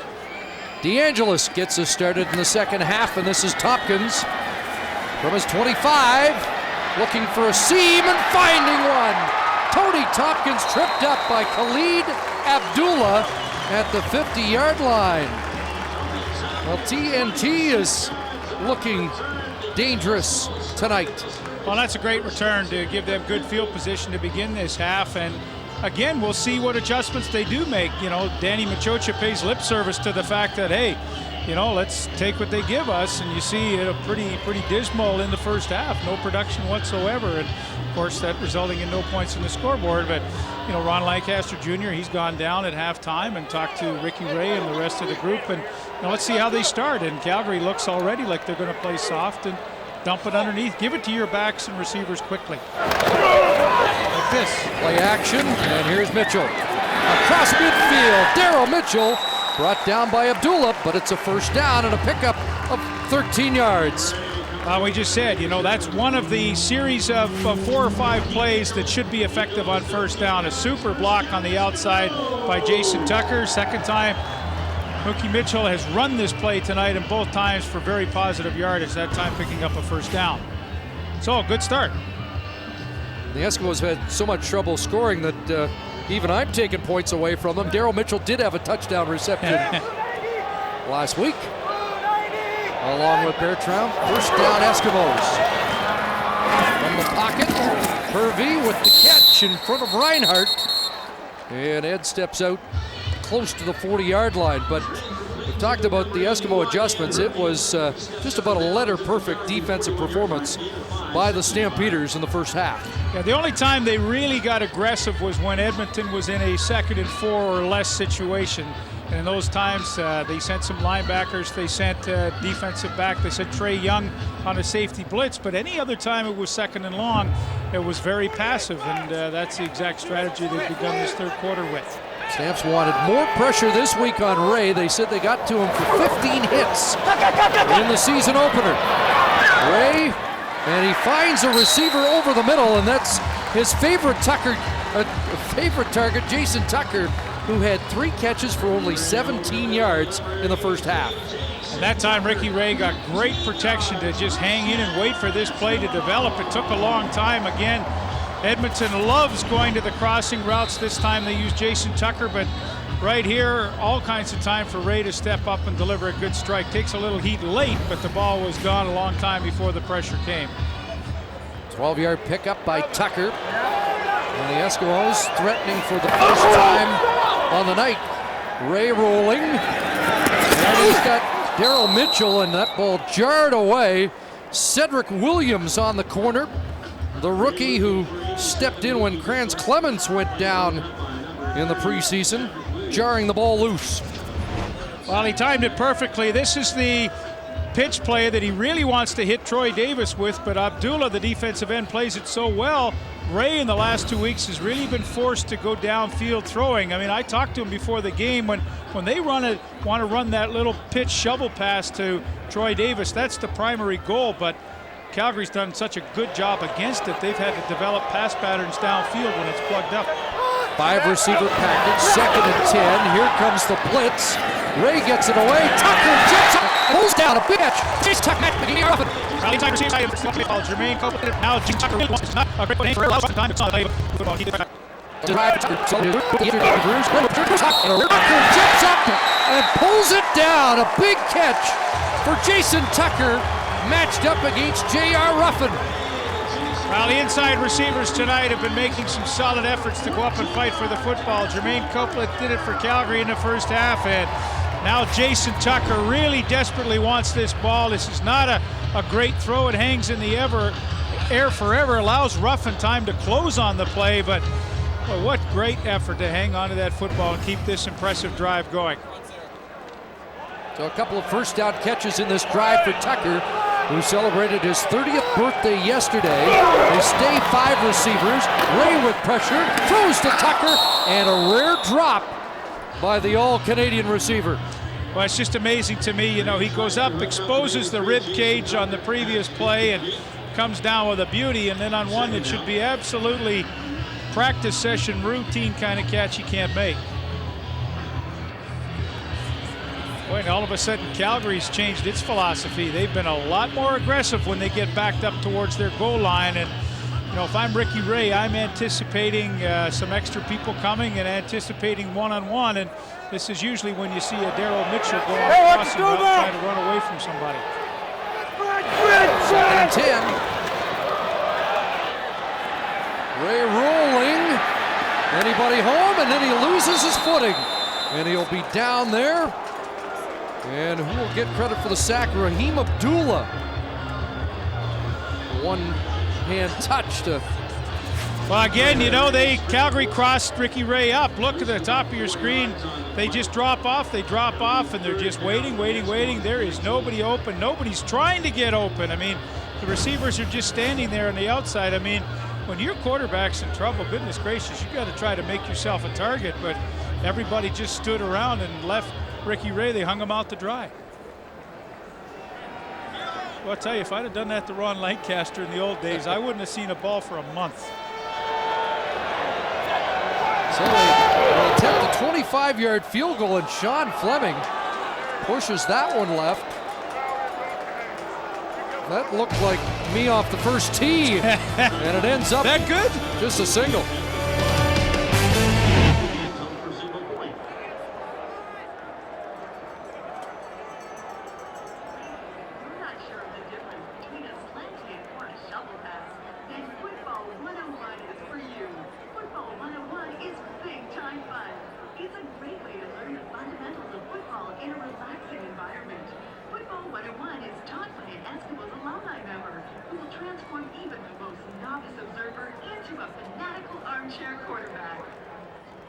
This year's popular Football 101 program begins on June 20th.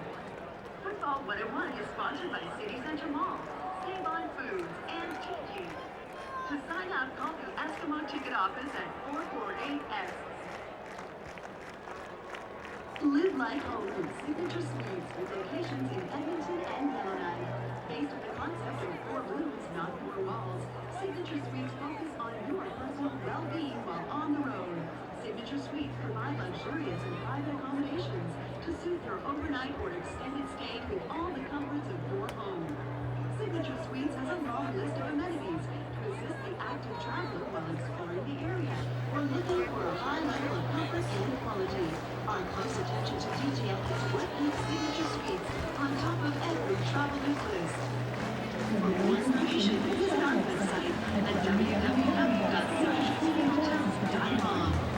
Or call toll-free 1-888-962-2522. Well, that hurts. The Eskimos had something going on that first drive of the second half, but then Jason Tucker drops one near the goal line, and they don't even come away with 3. Well, that's tough. The first time tonight, they looked like they were really in sync, and boy, not to come away with more than 3 is frustrating. You can see Tyler Lynham stays in at right tackle for the Stampeders. Jeff Pilon left in the first half. Here's Jeffrey Reynolds, and a nice shift there to get across the 45, and Reynolds has a first down. We just talked about Tyler Lynham, the right tackle, getting some playing time for Jeff Pilon, and he caved down Andre Summersell, and that opened a great hole for Reynolds to get to the outside. And once again, have a look right there. Look at the good block on Summersell to seal off to the inside. That allows Reynolds to the outside, and I suspect they talked at halftime, the Stampeders did, and said, hey, it could be Reynolds' time here in the third quarter. We got to get him the football a little bit more. 8 carries, 31 yards for Joffrey Reynolds so far after 153 last week. Nice play action fake to Reynolds, and another great catch by Jermaine Copeland, who's over 100 yards for the first time since August 6th last year. And of course, when you get the running game going, as everybody knows, Reynolds can. He's been successful in his first half. In the first half, he's the middle guy right here, and on the play action, just working to the outside. Play action freezes the linebacker, so there's no help underneath. See the easy throw downfield, and unless Shannon Garrett can really get up in his face, he's got no help underneath. Pretty easy throw for Burris to complete, but the play action success of the running game makes that 15 yards, first down. Reynolds has a couple.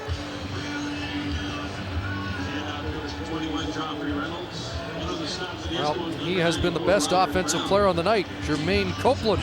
Yeah, and they haven't all been easy catches like that last one was. He's been really having some good battles tonight with Reggie Durden going up and fighting for the football. That time it was Garrett, the linebacker, in coverage.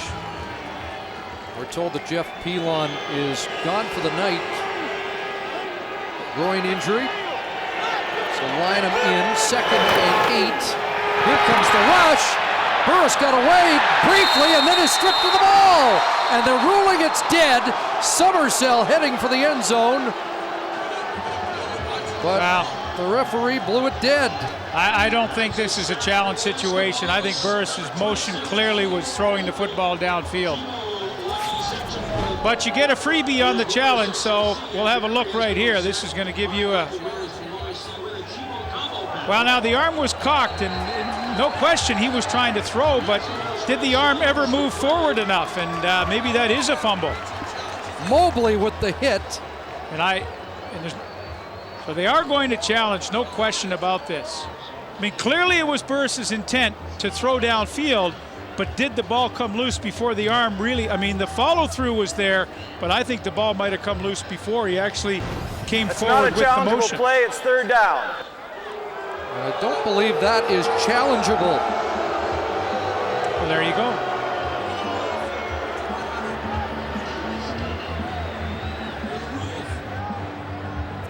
So Danny Machocha not able to challenge this. He ducked under Wiltshire, but there's Mobley. I believe it's a fumble. Burke Dales comes on to punt on 3rd down.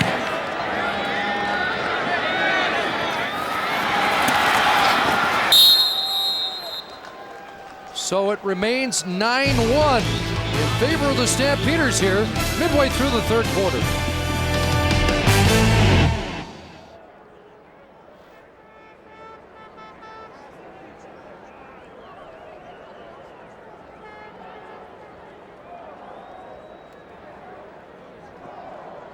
Let's make some noise for your defense and also welcome back the Eskimo cheer team.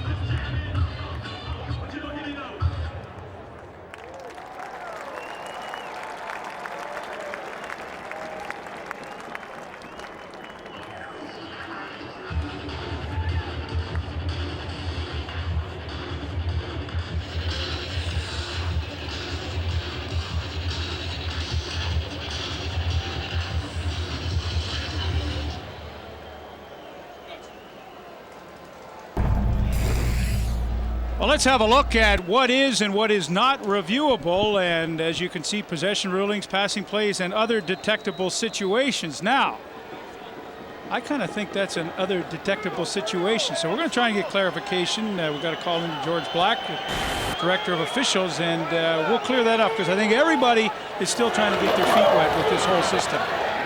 Ricky Ray downfield. Jason Tucker has it as he finds room in the seam and stretches the Calgary defense. Eskimos with the ball at the Calgary 45-yard line. Well, Ricky Ray's going to have to have been patient tonight for a long time, but this is the first time man-to-man he's got the rookie, J.R. Ruffin, on him, and Jason Tucker, nothing fancy about that. Ricky Ray sees it and lays it out perfectly, and the Eskimos have certainly played a lot better here in this third quarter, and a nice catch by Tucker.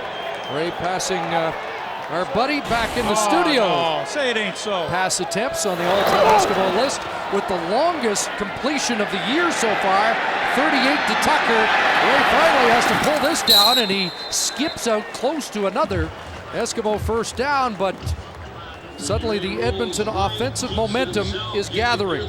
You know, I'm just amazed, though, the Edmonton receivers, when they see Ricky Ray roll out and kind of, you know, arm ready to go, and they're just standing around. And I think when Danny Machocha takes a look at this game film, he and Ron Lancaster Jr. are going to have a chat with some of these guys, because they've really let Ricky Ray down a little bit in certain situations. That time, a few guys just, they're not trying to get open when Ricky Ray's on the run.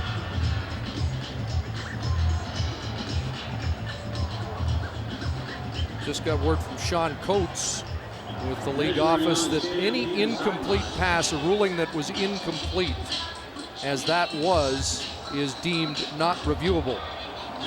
But Steen down to get a close look, and so the ruling on the field was an incomplete pass, and that is why not reviewable. And of course, in you know, we're seeing it in slow motion here, but in game action, I mean, the arm, it so emphatically goes forward that I could see where you could think that.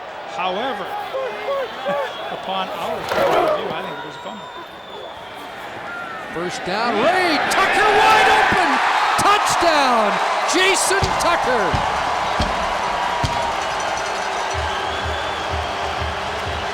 Well, we talked about great connections with Warren Moon. Finally, the great connection between Ray and Tucker is back in business.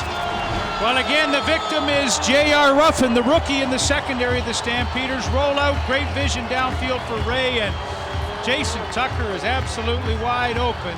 Mistake in the secondary, they turn him loose, and let's see how he did it. He works to the sidelines. They just kind of forget about him, and you know, Ruffin's playing like he's expecting deep help in the zone, because he clearly was just sliding out to take the short flat area. I think the Stampeders just had a breakdown.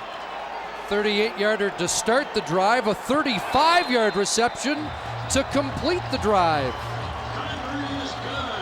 And the Eskimos pull within one as Ricky Ray has his third touchdown pass of the season.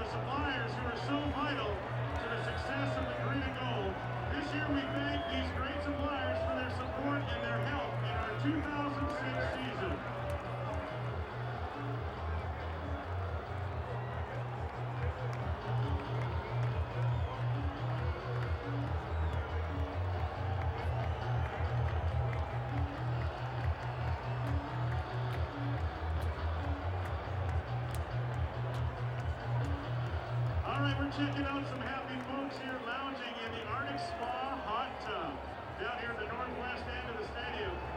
These are pretty cool seats, and you can be sitting here too. Just log on to www.s.com to enter to win a chance to be in the Arctic Spa hot tub seats during the next Eskimo home game. And as we always do, we got to get the wave going right after we do the hot tubs. You guys ready for the wave here? I wanted to hear it all the way in Calgary. 1, 2, 3, up, go! Let's go! Let's go! Let's go! Keep it moving! That's it. Make lots of noise all the way around, guys. Let's go, Eskimos! Reminder, you can cast your vote for the Rogers Player of the Game in the fourth quarter. The Player of the Game brought to you by Rogers Wireless. Rogers brings you the 2006 FIFA World Cup video highlights on the latest MP3 phones. Jermaine Copeland was an early leader in the player of the game, but Jason Tucker just stepped to the forefront on that last scoring drive by the Eskimos. There's Ruffin losing his footing and getting drilled. Short return as the Eskimos are stoked after that touchdown march.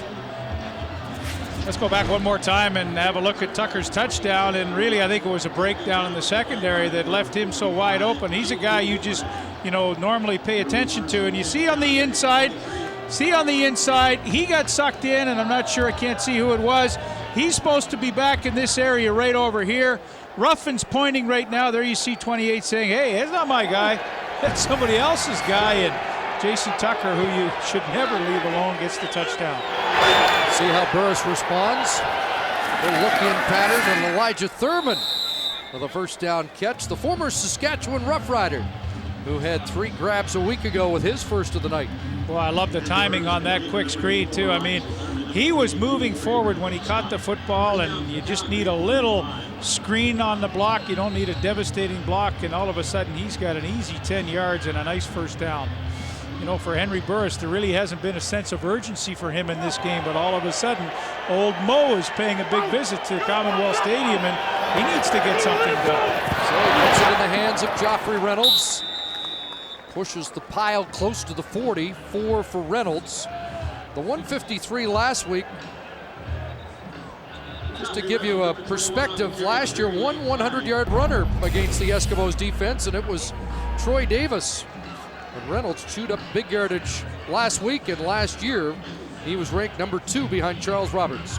Yeah, those numbers, 1437 in a season, was 5th best in Calgary Stampeder history. So in a short period of time, he's made a big impact with this offense. Edmonton 29, 10-yard penalty, first down. Gerald Dixon.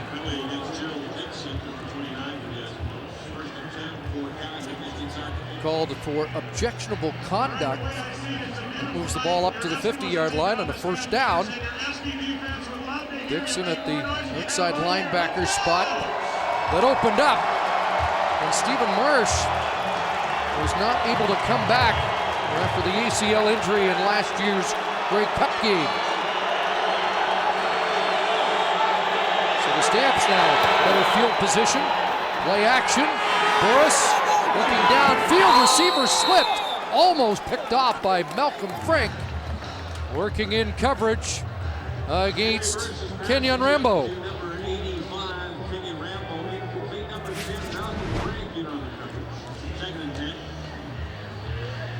Well, there you see Dixon right in the middle of your screen right there, and kind of a silly penalty. I mean, you take a little slap at the helmet there, and boy, when you're struggling in football games, those are the penalties that absolutely drive coaches insane. Well, it may cost them here in the game. It will cost Gerald Dixon in the pocketbook. There's Burris under pressure downfield. Copeland jump ball knocked down by Shannon Garrett. Copeland's won a couple of those battles tonight, but not this one against the veteran Garrett. Yeah, he has, and Shannon Garrett really did a terrific job. He trails. He's watching the eyes of Copeland. When he starts looking for the football and those eyes get big, that's when Garrett's cue to turn around and go up and fight through the receiver to the football. I mean, Henry Burris had tons of pressure coming from Andre Summersell. Once again, Summersell has been in that backfield all night long, but Copeland just couldn't come up with that outstanding play by Garrett. Tompkins deep along with Daryl Mitchell, Burke Dales. And this will be Mitchell from his 17. Daryl Mitchell with a good return, close to the 35. The CFL on TSN is brought to you in part by Holiday Inn Hotels, the official business hotel of the CFL. With free high-speed internet in every room, the office is just a click away. So Ricky Ray back to work after a touchdown march, keyed by a 35 and 38-yard receptions by Jason Tucker, who was #1 in pass receptions a year ago, 1,400 yards. Ray looks downfield again, and there's Daryl Mitchell, wide open. And he's down to the Calgary 45, and suddenly they're finding some holes in that Stamp defense.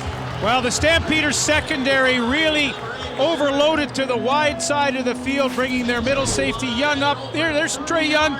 Watch Mitchell right here come all the way across. They've overloaded to the wide side of the field, and back in there is the soft area. Ricky Ray sees it. Daryl Mitchell felt it. He got in the right spot, and all of a sudden, Denny Crehan's defense is giving up some awfully big plays that they sure didn't do in the first half. 30 yards there, so the third 30-yard play or more in the second half. Bertrand, who scored a touchdown last week on a similar play, is inside the 40. Good first down production there. Well, Ricky Ray always good at spreading the football around. There you see 6 receivers have touched the football tonight. And you can add Bertrand on that last play. Very good. We'll throw him in there. And you know, that's a great, it's not a lot of yardage. They pick up 8 yards, but you know what? The safety blitz coming, dump it off to your fullback. I mean, that's just well executed offense. Jason Tucker with 109 yards in the second half alone. In the third quarter, Ray with pressure, dumps it off. Troy Davis nailed Brian Clark there. Helmet to helmet with Troy Davis. And the Eskimo drive stalls. Well, and Brian Clark, here he is right in the middle. You watch, he's got Davis, so when the blitz is coming, watch, he slides out right now. He's eyeing him, boom, he makes the catch and makes the hit. He had him in man-to-man coverage on the blitz, and you can't play linebacker any better, any tougher than Brian Clark did right there. Clark, a 9-year veteran, playing his 122nd game. What an addition to the 3-4 defense of Calgary. Yeah, he's smart. He had a nice interception last week, probably should have had 2. He just, play after play, week after week, makes a lot of smart plays. John Fleming will attempt a 48-yarder. Jason Johnson, his new holder. And again, this one wide to the left. And Ruffin's going to bring it out. J.R. Ruffin across the 20 and cut down there by Bertrand. So it remains a 1-point Stamp lead.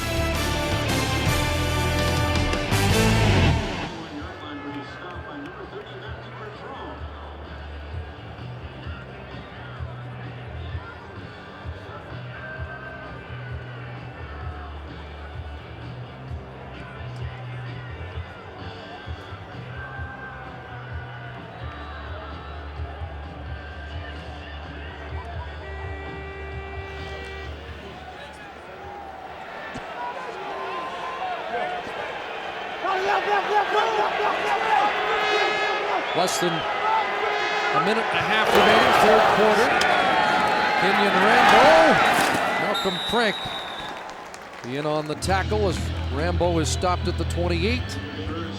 Gain of 7 for the Calgary wideout, who was, as a high schooler, rated the top receiver in high school football in the United States.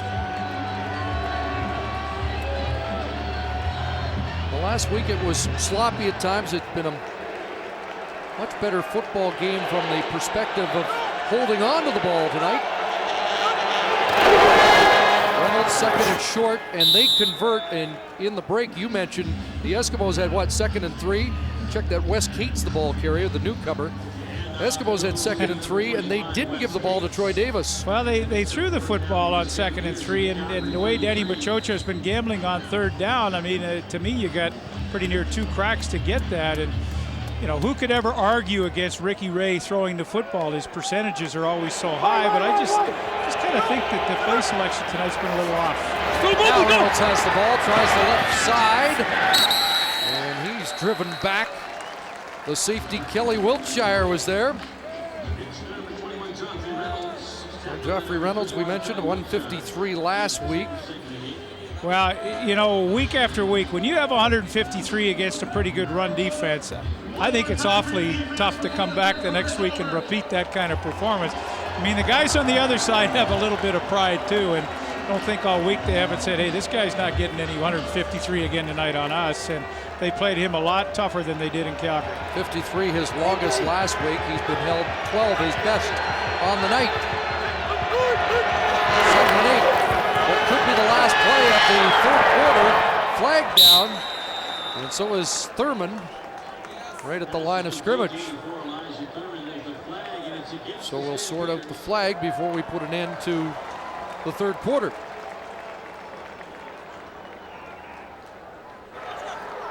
Holding, Calgary 66, penalties declined, it's third down. Alex Gauthier, the culprit, but the Eskimos declined the penalty. That is the final play of the third quarter. 1-point game in Edmonton.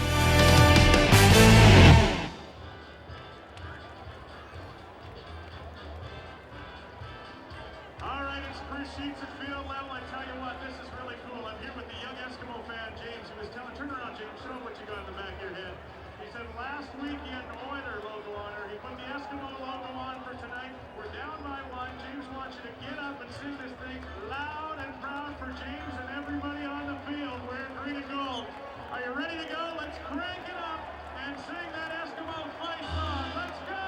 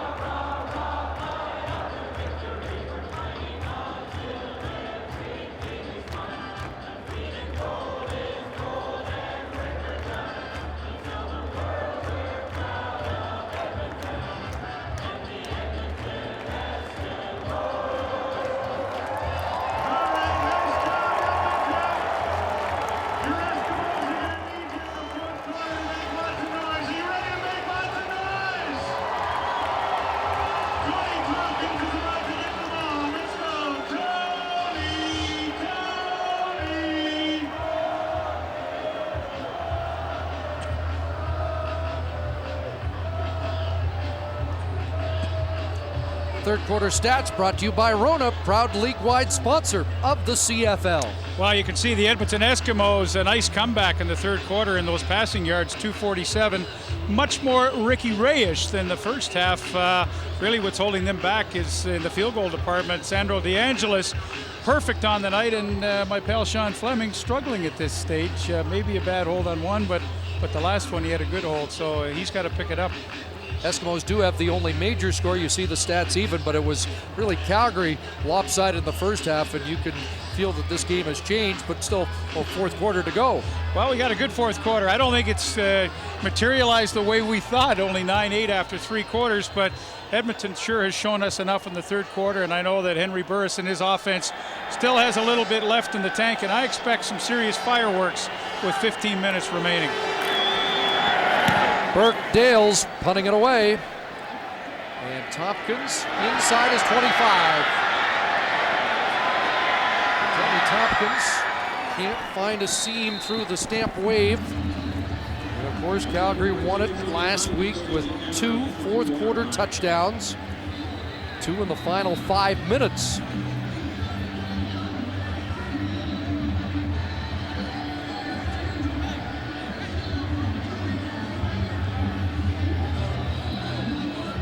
The Eskimos will take possession at their 21-yard line.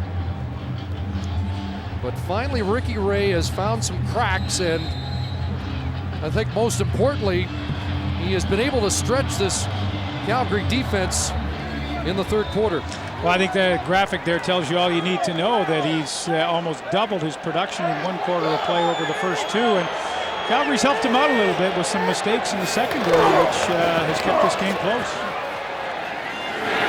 Daryl Mitchell, another big play up to the 45-yard line, 24 from Ricky Ray to Daryl Mitchell to start this first drive of the fourth quarter.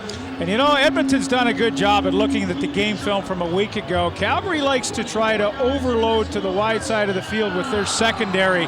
They like to put an extra guy in the middle over the top, and when that occurs, you just drag a guy back against that to the weak side, and he should be open. And that's the second ball Daryl Mitchell has caught back against that overloaded to the field defensive formation for Calgary. Ray with 291 passing yards. And he has a completion here. Coming back to the ball was the newcomer Alston. And a gain of 5 at the 50. Well, he made his break around 12, 14 yards, but he worked back so diligently to the quarterback that by the time he did make that catch, he only picked up about 5 yards. But of course, like any new receiver, you know, the expectations are very high. Alston, great speed, great hands, all the package. We'll see if he can get it done under game conditions. Haven't seen it yet, but they talk about his ability to run with the ball after he gets it. The yak yards. Well, we've seen a few come into this league with lots of expectation. 2nd and 5. Ray in the flat, incomplete. Great close there by Jermaine Chapman. The intended receiver was Jason Tucker. Well, this is a terrific effort by Jermaine Chapman. I believe the Eskimos, not that they would ever admit it, are running a little bit of pick here to the outside, and Chapman rubs right through it and gets his hand in on Jason Tucker. And you know, that's desire, because you feel it as a defensive back. You know they're trying to rub, pick you, and make you go a long way to make the play, but Chapman did it superbly. Fleming the punt. And that one off the side of his foot, and it goes out of bounds, and they're going to mark this one well, beyond the 35. There is a flag, and they're going to spot this at the 38-yard line, but let's find out what the infraction was against Edmonton, and that will be declined.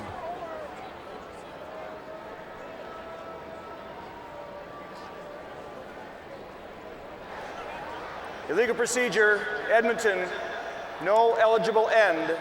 Penalty is declined. It's first down, Calgary. Declined because the punt from Sean Fleming, just 22 yards.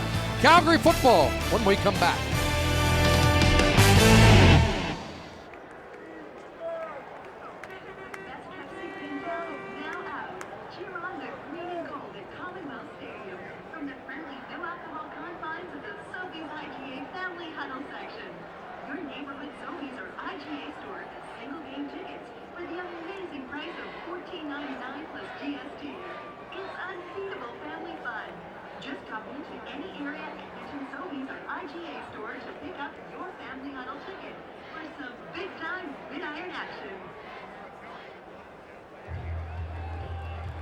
Tonight's attendance for this Gridiron Battle of Alberta is 40,491. The Eskimos thank you for your continued support.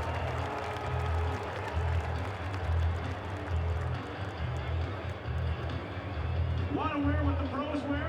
Check out Game On Sports, the official retailer of the Edmonton Eskimos. They carry the latest in Eskimo Reebok jerseys, hats, t-shirts, and jackets, including all the brand new, big time, and wear your gold Eskimo wear. They also have a huge selection of souvenirs. Stop by game days at Commonwealth Stadium or visit their stores at West Edmonton Mall, Londonderry Mall, Lloyd-Winston Mall, St. Albert Center, and the Eskimo Ticket Office. What's Ray in the second half?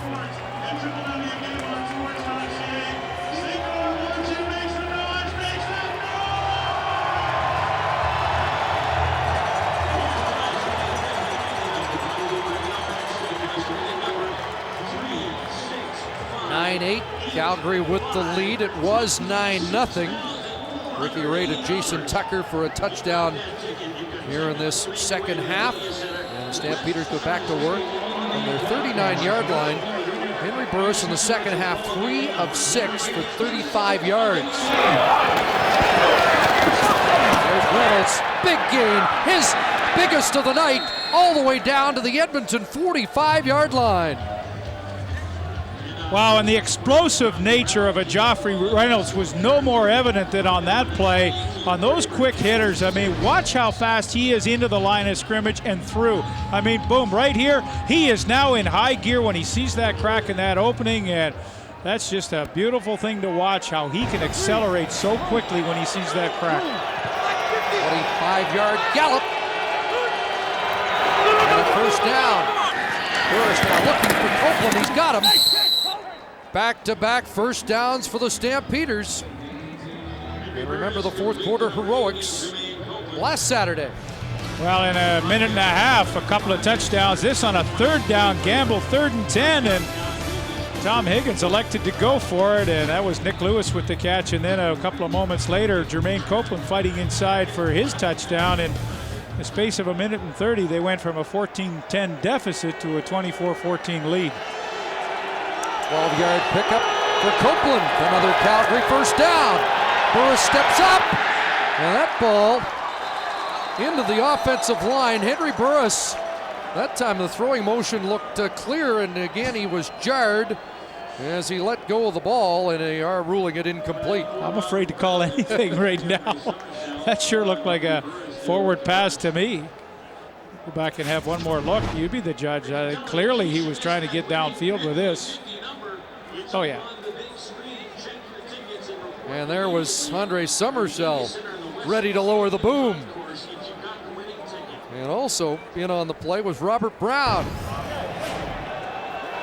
had a sack last week in his return to the Edmonton Eskimos after 4 years with the Alouettes.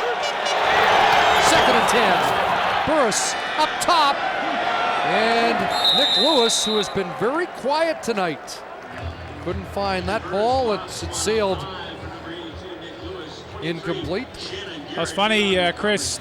Nick Lewis has been pretty quiet tonight. He gets one-on-one with Shannon Garrett. Now watch as he moves to the corner. A little bump right there and a hold, and that just threw Lewis off so much. I mean, that was the right play, the right call. The safety blitz was coming. That's where you go to the corner, and I think Shannon Garrett kind of got away with one there. Remember Nick Lewis last year said he was going to run Garrett into retirement, and I can't believe it. Backed it up with a huge game, 145 yards. Here's DeAngelis, and DeAngelis good again from 42 yards out. And he has 4 field goals on the night.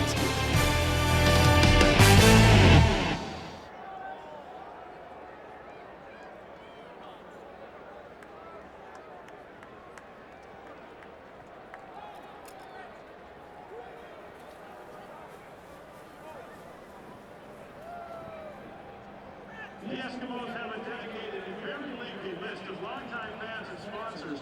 The 2006 charity ticket program sponsors are being shown on WTV right now.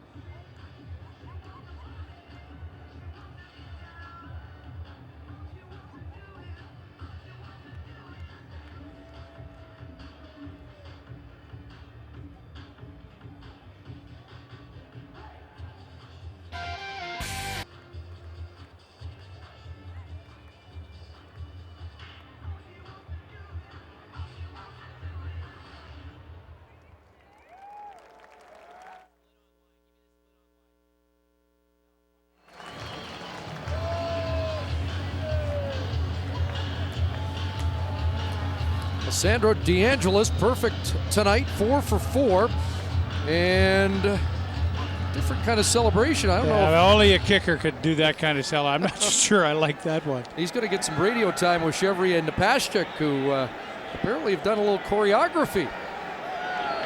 Well, his foot has been the difference. I don't think they worked on it for long. No. I don't think Jermaine Copeland wants any part of it. No. Here's Tony Tompkins. And ducked under and finds a little room out across the 30-yard line before he's tracked down by Wes Cates, who's made a couple of special team tackles tonight. Racing fans, tune in tomorrow. Formula One Canadian Grand Prix from Montreal. Coverage begins at noon Eastern, 9 Pacific. on TSN. Boy, oh boy, not a bad day tomorrow. Grand Prix, we got the Queen's Plate, and then you're in Saskatchewan with the BC Lions at 7 Eastern.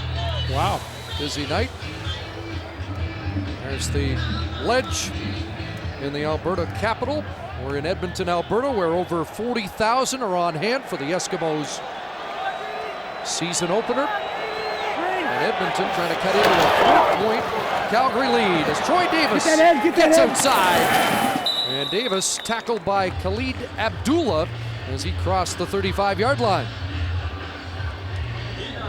Well, and I'm a little surprised in a game that's this close that Troy Davis has not been featured more. I mean, it's not like they've even tried to establish him. And I know Ricky Ray loves to throw the football, and obviously he's very good at it.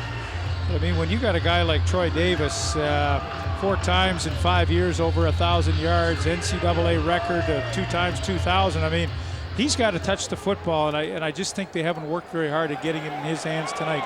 Only 4 carries so far. 2nd and 5. Ball rolling, and another wide open receiver, and that's Alston, and he'll lug it over midfield to the Calgary 54.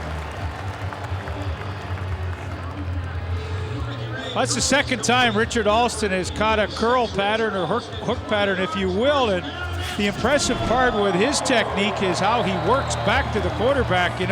He has that initial separation, but watch, he keeps coming back, and makes himself a very easy target for Ricky Ray to find. Again, Trevor Gaylor not in the lineup this week. 2 catches, 20 yards last week, and Danny Machocha sat him down. He said he'd been inconsistent. Ricky Ray over 300 for the 2nd straight week in 2006. And Bertrand out to the backfield with a big fullback, hurdling down to the 36-yard line. And this is more like the Grey Cup offense here in the second half. Well, Ricky Ray and I talked about this before the game. Ideally, they want to throw the shovel pass to Troy Davis right here. But what happens is they can't get to him, so they go next to Bertrand, who comes out here. That's the progression of this play. If they can't hit the shovel, they've got a guy in the flat, and they've got a guy coming from the backside on the crossing route. And that's what Ricky Ray says. If I can't get the shovel to Troy, I'm looking to the flat right away. Nicely executed. Team to the big fullback, and now in Hervey. Oh, heavy traffic. And he's brought down hard by Scott Coe. No gain for Hervey. The first time I think you and I have mentioned Scott Coe tonight, and he's usually in the thick of all kinds of things out there. He had a 10-tackle game here in Edmonton in his last visit. 5 tackles a week ago, but you're right, hasn't made as much noise tonight. Halfway through the 4th quarter. 2nd and 8. Ray steps up, looks deep, looks for Tucker. Touchdown! Flags down, but it won't matter. Jason Tucker has the go-ahead touchdown for Edmonton.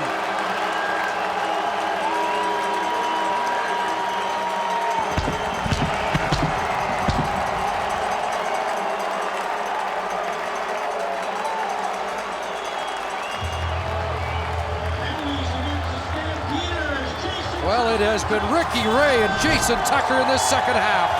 Well, once again, he just outruns the coverage, and Kobe Reinhardt cannot stay with him deep down the sidelines. And boy, does he have a desire and a nose for the football. I mean, he literally takes it away. Reinhardt's going to get called for face masking. It doesn't matter, but Tucker with unbelievable concentration. Well, you talk about a game-breaking receiver in this league. I know we love Milt Stiegel, and there's a lot of great ones, but I don't think there's any better at crunch time than a Jason Tucker. Huge second half.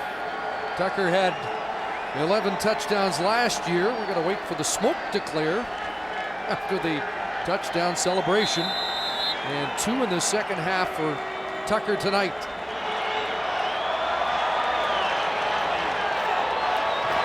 Coming to add the extra point, and the Eskimos enjoyed their first lead of the evening. With 7:09 to go in the 4th quarter, the Eskimos have the lead.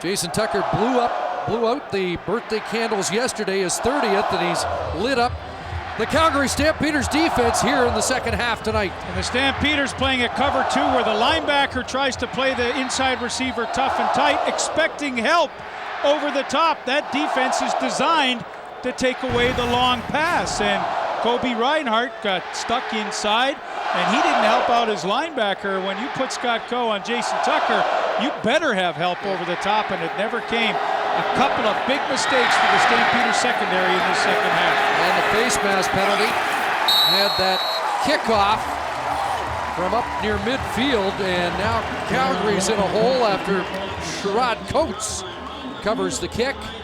7:05 remaining, and a 3-point deficit that Henry Burris is facing. You know, it's funny, Denny Crehan's thrown a lot of different looks at Ricky Ray tonight, and I think the cover 2 defense where you have 2 safeties over the top helping and you play all the receivers really tight is a great defense. But if you don't give that guy the help over the top, it's a terrible defense to be in, and Scott Coe paid the price because he had no help. First down at the Stamp 17. Burris with a lot of time to look downfield and overthrows Kenyon Rambo. Well, a reminder that Purolator sack total is being tallied. Brought to you by Purolator, where business is going. And of course, donations made to food banks across the country. And the Bombers putting up some big numbers last night. Schultz, still driving that Purolator truck around. He's doing a nice job. Yeah. Not sure how an offensive lineman is the spokesman for sacks. I know, I've never quite figured that one out, but he does a great job, and it is a terrific program. 2nd and 10, there's a pump and a go, looking for Elijah Thurman, and it's picked off. Keo Claver has the interception for Edmonton.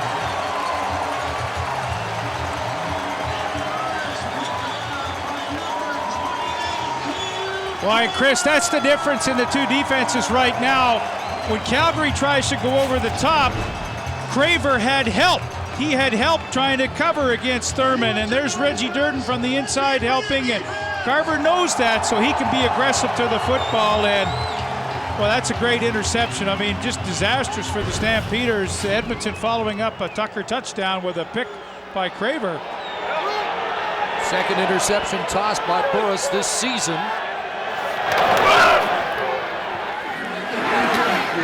There's Mike Maurer, one of the Eskimos' Canadian fullbacks, and he's down to the 39.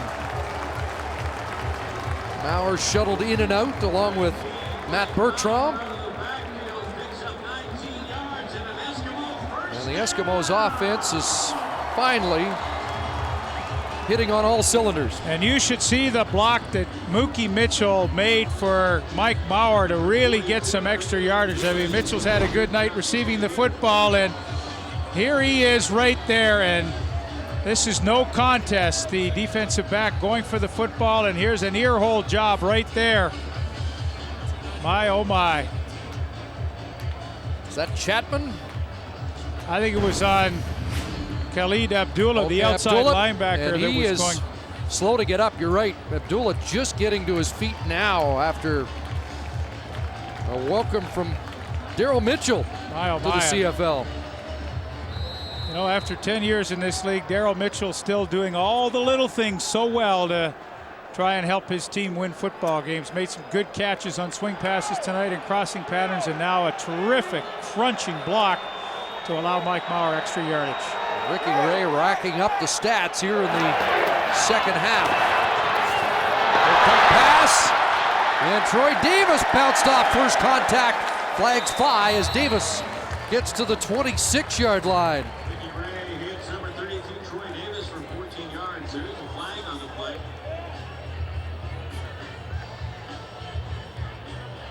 Here's what Ricky Ray's looking at on the shovel pass. He's hoping that the defensive end comes upfield. Stop it right there. See, he's upfield here. Foul. The shovel pass comes Unnecessary right there, roughness. and Calgary now that 53. works. If the defensive end Penalty stays to be back, added. he throws downfield to the Game is flat. down. A roughing call against Raheem Abdullah, and the Eskimos get even deeper into the score zone. Well, I think he's a little ticked off because he has played that shovel pass really well these last 2 weeks, and normally he plays it kind of soft, forcing Ricky Ray to go downfield with the football, not allowing that shovel pass to Troy Davis, but that time he said, heck with it. I'm going to go get my shot, and he got it and got called for it. How about that 307 yards in this second half in 25 minutes of football? Well, we talked about adjustments and which ones would they make. The biggest adjustments were the mistakes that the Stampeders have made in the secondary. First down, Eskimos. The ball at the 11. Wide open. Mauer crashing down to the 4-yard line. Met by Kobe Reinhardt. Well, Edmonton's blessed with two really punishing fullbacks in Matthew Bertrand and Mike Mauer. Mike Mauer with some good work with the Ottawa Renegades for the last couple of years. I mean, he is a tough customer. You know about his maximum fighting exploits. I mean, he's a guy you don't want to meet in an alley after a game. I still don't believe Mauer got up from that hit last week when Reinhardt really stuck him. Mauer with a couple of catches on this drive, and there have been 8 different Edmonton receivers. An Eskimo first down. Let's take another look at the hit from a week ago. Well, I think that's just a tribute to the excellent physical condition that Mike Mauer has himself in. I mean, not many guys bounce up from that one, but, you know, he took a real whack, and he just got up and kept going, and that guy's a finely tuned athlete. First down, Eskimos. The ball at the 3-yard line. Troy Davis met behind the line of scrimmage and dropped for a 2-yard loss at the 5 as John Grace filled the hole in a hurry. Scott Coe really got upfield quickly to turn it back to the inside, and Scott Coe really made the play on the outside to force this back. And then, of course, John Gray, there's Coe right up here. Watch how he forces. He does not let Davis get to the outside. Right here, force him back, and who's waiting for him? Old number 7. John Grace with 9 tackles last week, matching Michael O'Shea for opening week high. And Ricky Ray over 400 yards on the night. Second and goal from the 5. And Ray looks in the end zone wide open. Jason Tucker is out of bounds. He did not get a foot down. Otherwise, that was touchdown number 3. And yet again, another mistake in the secondary. I mean, how in the world on goal line do you leave Tucker alone like that? And pretty easy call as the official right on the spot, and no way. But again, another mistake with Tucker. Tucker of all people. You know, this reminds me of the I'll game. make a mistake on Andrew Nowacki, but I won't make a mistake on Tucker down near the goal line. Reminds me of a game here last year when Montreal played a rookie DB against him, Takeem Muhammad, who played just one game, and Tucker lit him up for over 200 yards. And J.R. Ruffin did a nice job in his CFL debut last week against Tucker, but they have not had an answer for Jason Tucker in this second half. There's Fleming, and Fleming does put it through. Boy, that was close.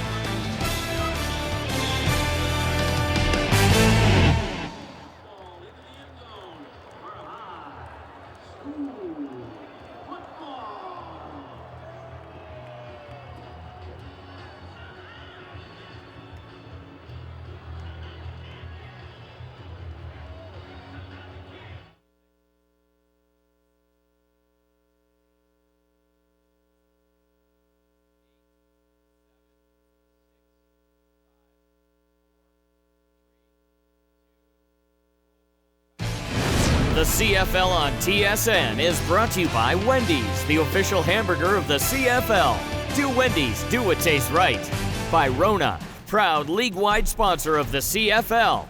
And by Rogers Wireless. Rogers brings you 2006 FIFA World Cup video highlights on the latest MP3 phones.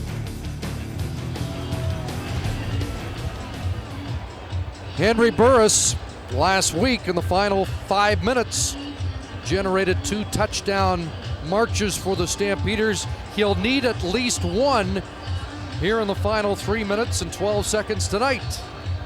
As you can see, the crowd of 40,491 at Commonwealth Stadium, and the next home game they will go over 9 million Eskimo fans in the history of this beautiful football stadium.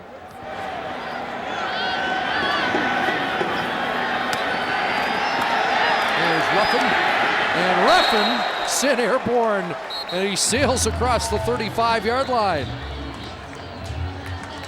3:08 on the clock. Well, and this game has been such a case of 2 different halves. All Stampeders in the first half, 9-0, and then of course Edmonton coming back with a brilliant second half. But the good news for Tom Higgins is you're only down by 6 with a little over 3 minutes remaining, so no time to panic. I was going to say, as much as that was blown coverage on the last play to Jason Tucker, the Eskimos didn't capitalize on a great chance to get another major, and it keeps Calgary within a major score of regaining the lead. Reynolds trying to get outside. Forced out at the 42-yard line. Summersell in on the play defensively. 3-minute warning given to the benches at Commonwealth.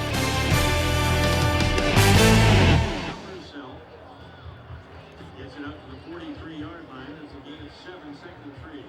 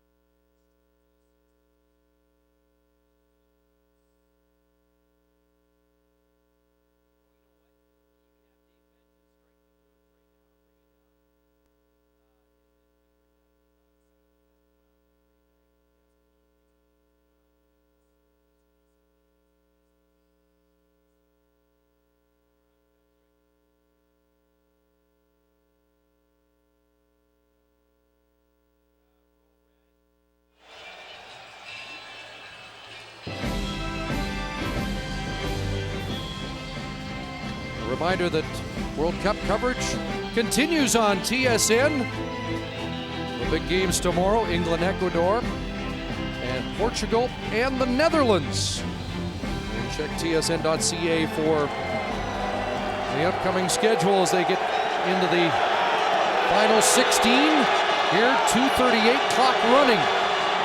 18-12, Edmonton with the lead. And Henry Burris finds Jermaine Copeland for a first down at the Calgary 50-yard line. Well, I think Henry Burris right now is pretty calm, cool customer, and I know they haven't had a great second half, but I think he's thinking you got 2:29 remaining, just got a nice first down, almost at midfield. You know, why don't I just do a nice, great, methodical drive? Steve Barato, of course, the offensive coordinator, helping him out with play selection, but let's just burn some clock, methodically take it down, and we got a nice chance to steal one tonight with a touchdown and a win. Tale of two halves for Henry Burris tonight. Trying to enhance those second half numbers. Quarterback draw. And Burris over midfield and to the Edmonton 50, about a yard short. Gerald Dixon with the tackle for the Eskimos. That sets up 2nd and 1, and a nice situation for Henry Burris. Well, you got to love the call, quarterback draw. They haven't run that play at all tonight, and Edmonton's obviously thinking pass, get those linemen upfield, turn out the blocks, and lots of room for Burris to get 9 yards. And you know, if he feels like taking a shot here, he certainly could. Let's see what Steve Barato calls on second. Actually about a yard and a half, so a third down gamble. Ricky Dicey heats the ball carrier, and I'm not sure. He's getting a pretty good spot. Had to get not only across the 50, but almost to the 49, and they're going to mark it just over the 50, and they're going to get a measurement as the Eskimo defense coordinator, Rick Campbell, I don't think was too happy with that spot. No, I think it was pretty generous, but I still think he's going to come up with my terrible old eyesight here a little bit short. So they will obviously, if it is, have to gamble here.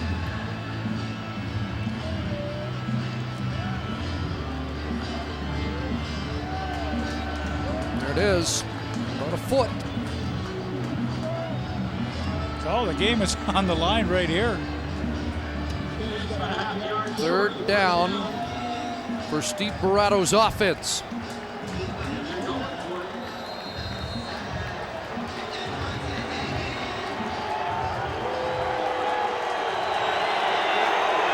Godfrey Ellis, Jay McNeil, Taylor Robertson dig in, surge forward, and Henry Burris has a first down.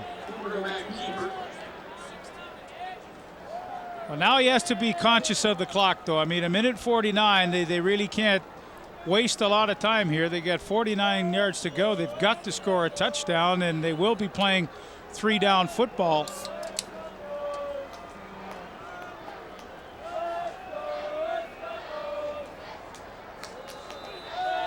Now they're going to measure, but the spot appears to be inside the 49, and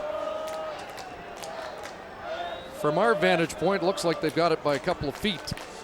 But they're going to make sure with a minute 49 on the clock, and Burris might get some time to call a couple of plays in the huddle. Well, at least a foot. Wow, good surge on the offensive line for the Calgary Stampeders, and Henry Burris just tucks himself underneath. Nice effort by Charbonneau over the top, though, and if you ever hit that helmet to helmet, you got a chance, but Burris ducked underneath. Beef in the pits. That play doesn't get off. Some early movement. Taylor Robertson, the right guard, they, had 4 receivers wide side of the field, and they wanted to run a pitch back to the weak side. Pretty good call, but Taylor Robertson was the guy pulling on the outside, and he just got a little edgy and jumped early. Illegal procedure. Calgary number 65, 5-yard penalty. Repeat first down. The Brantford native, who was the lineman of the week last week. There he is right there. See that? Half a count. And crunch time, that's not a good penalty. 1st and 15.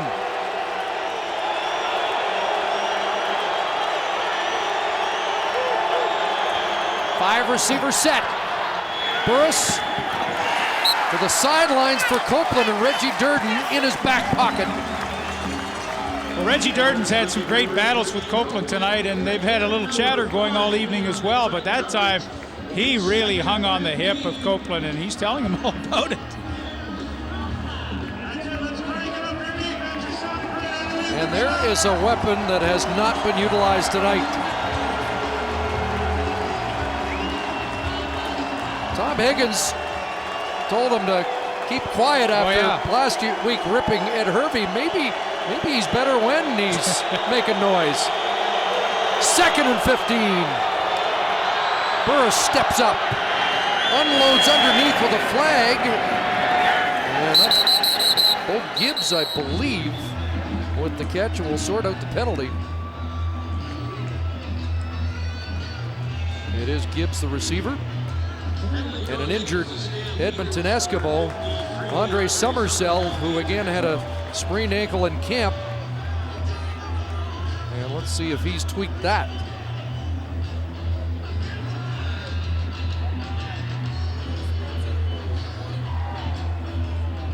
So Summersell gets attention while the officials confer on the penalty, and the Eskimos indicating. Holding, Calgary 58, penalties declined, 3rd down. Tyler Lynham called for holding, and now Tom Higgins looking at a 3rd down with 1:23 left here in the 4th quarter. The CFL on TSN is brought to you by Coors Light, the Silver Bullet, and by General Motors of Canada and all its divisions.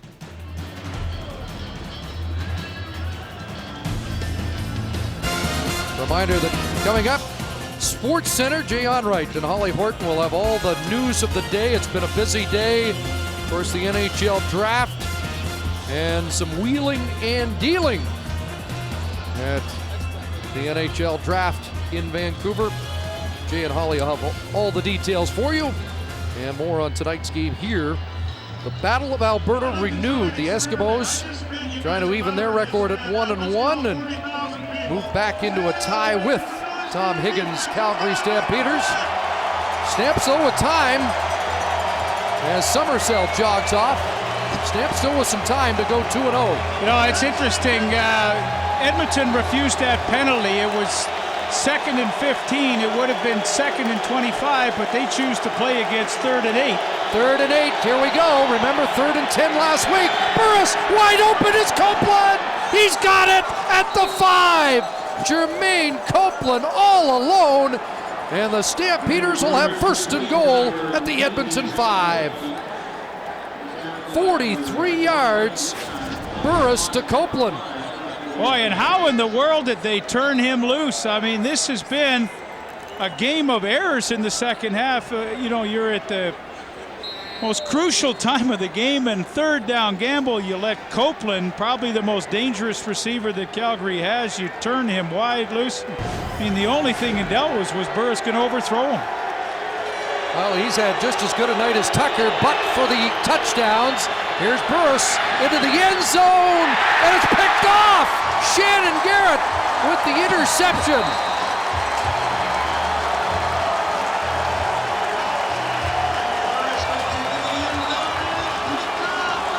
The 2nd interception in the 4th quarter, and a mix-up between Burris and Kenyon Rambo, and Shannon Garrett comes up with the ball.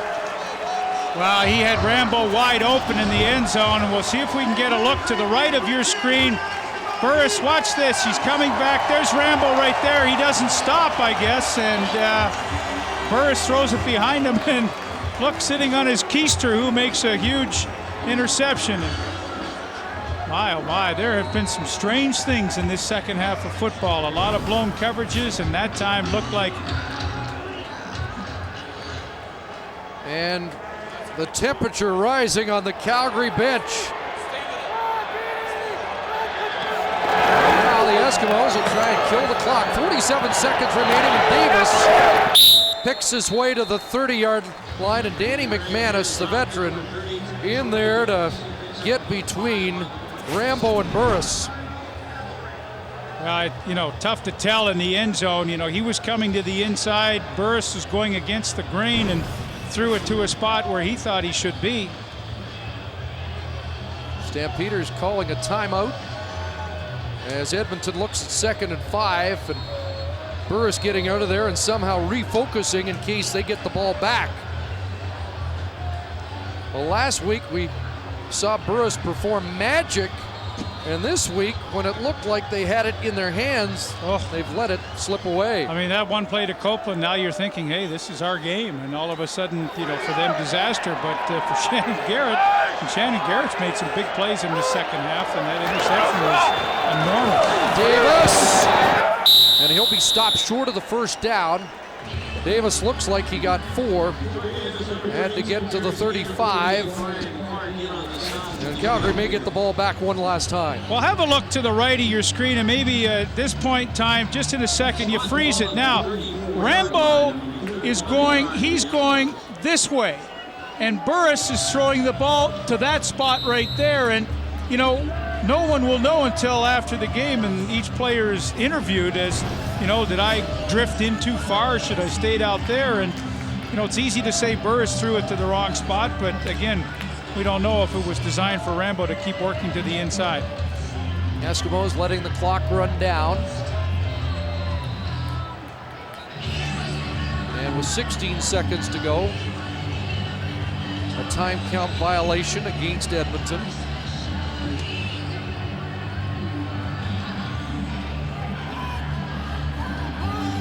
And the punt unit will come on.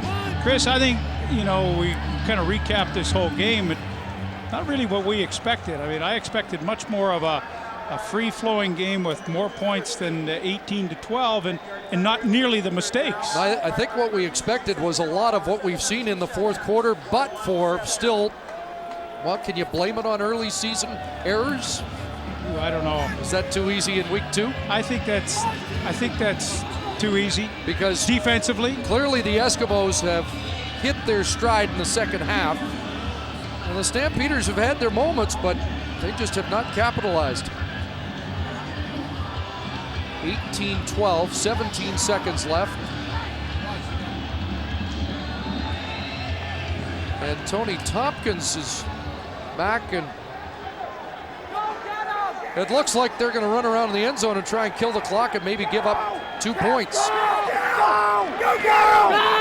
So Tony Tompkins racing back, trying to chew up some time, and stepping out with 11 seconds to go. And now it's 18-14, so a field goal not enough to get Calgary on even terms.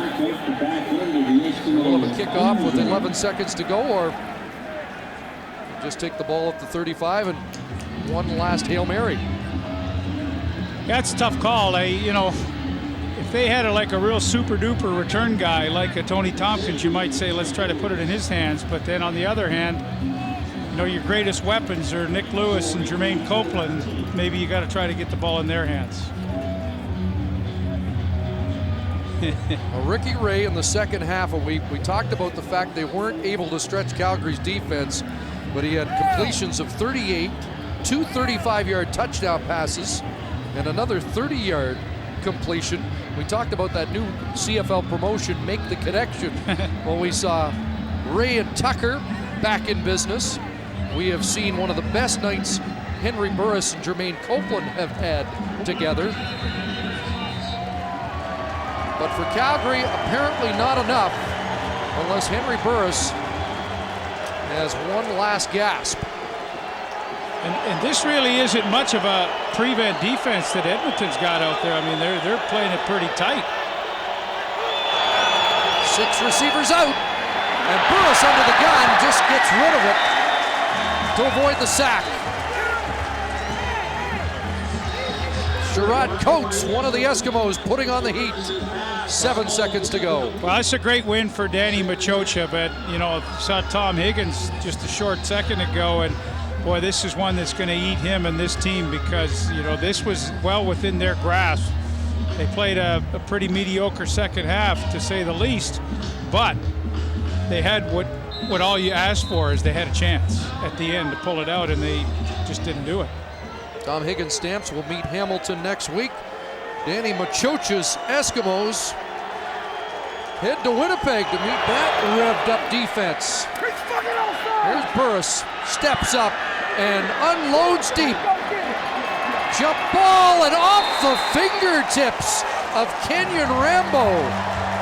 And Danny Machocha celebrates with his father his first victory of 2006. Eskimos prevail 18-14, and the Alberta Rivals split their first two meetings of 2006.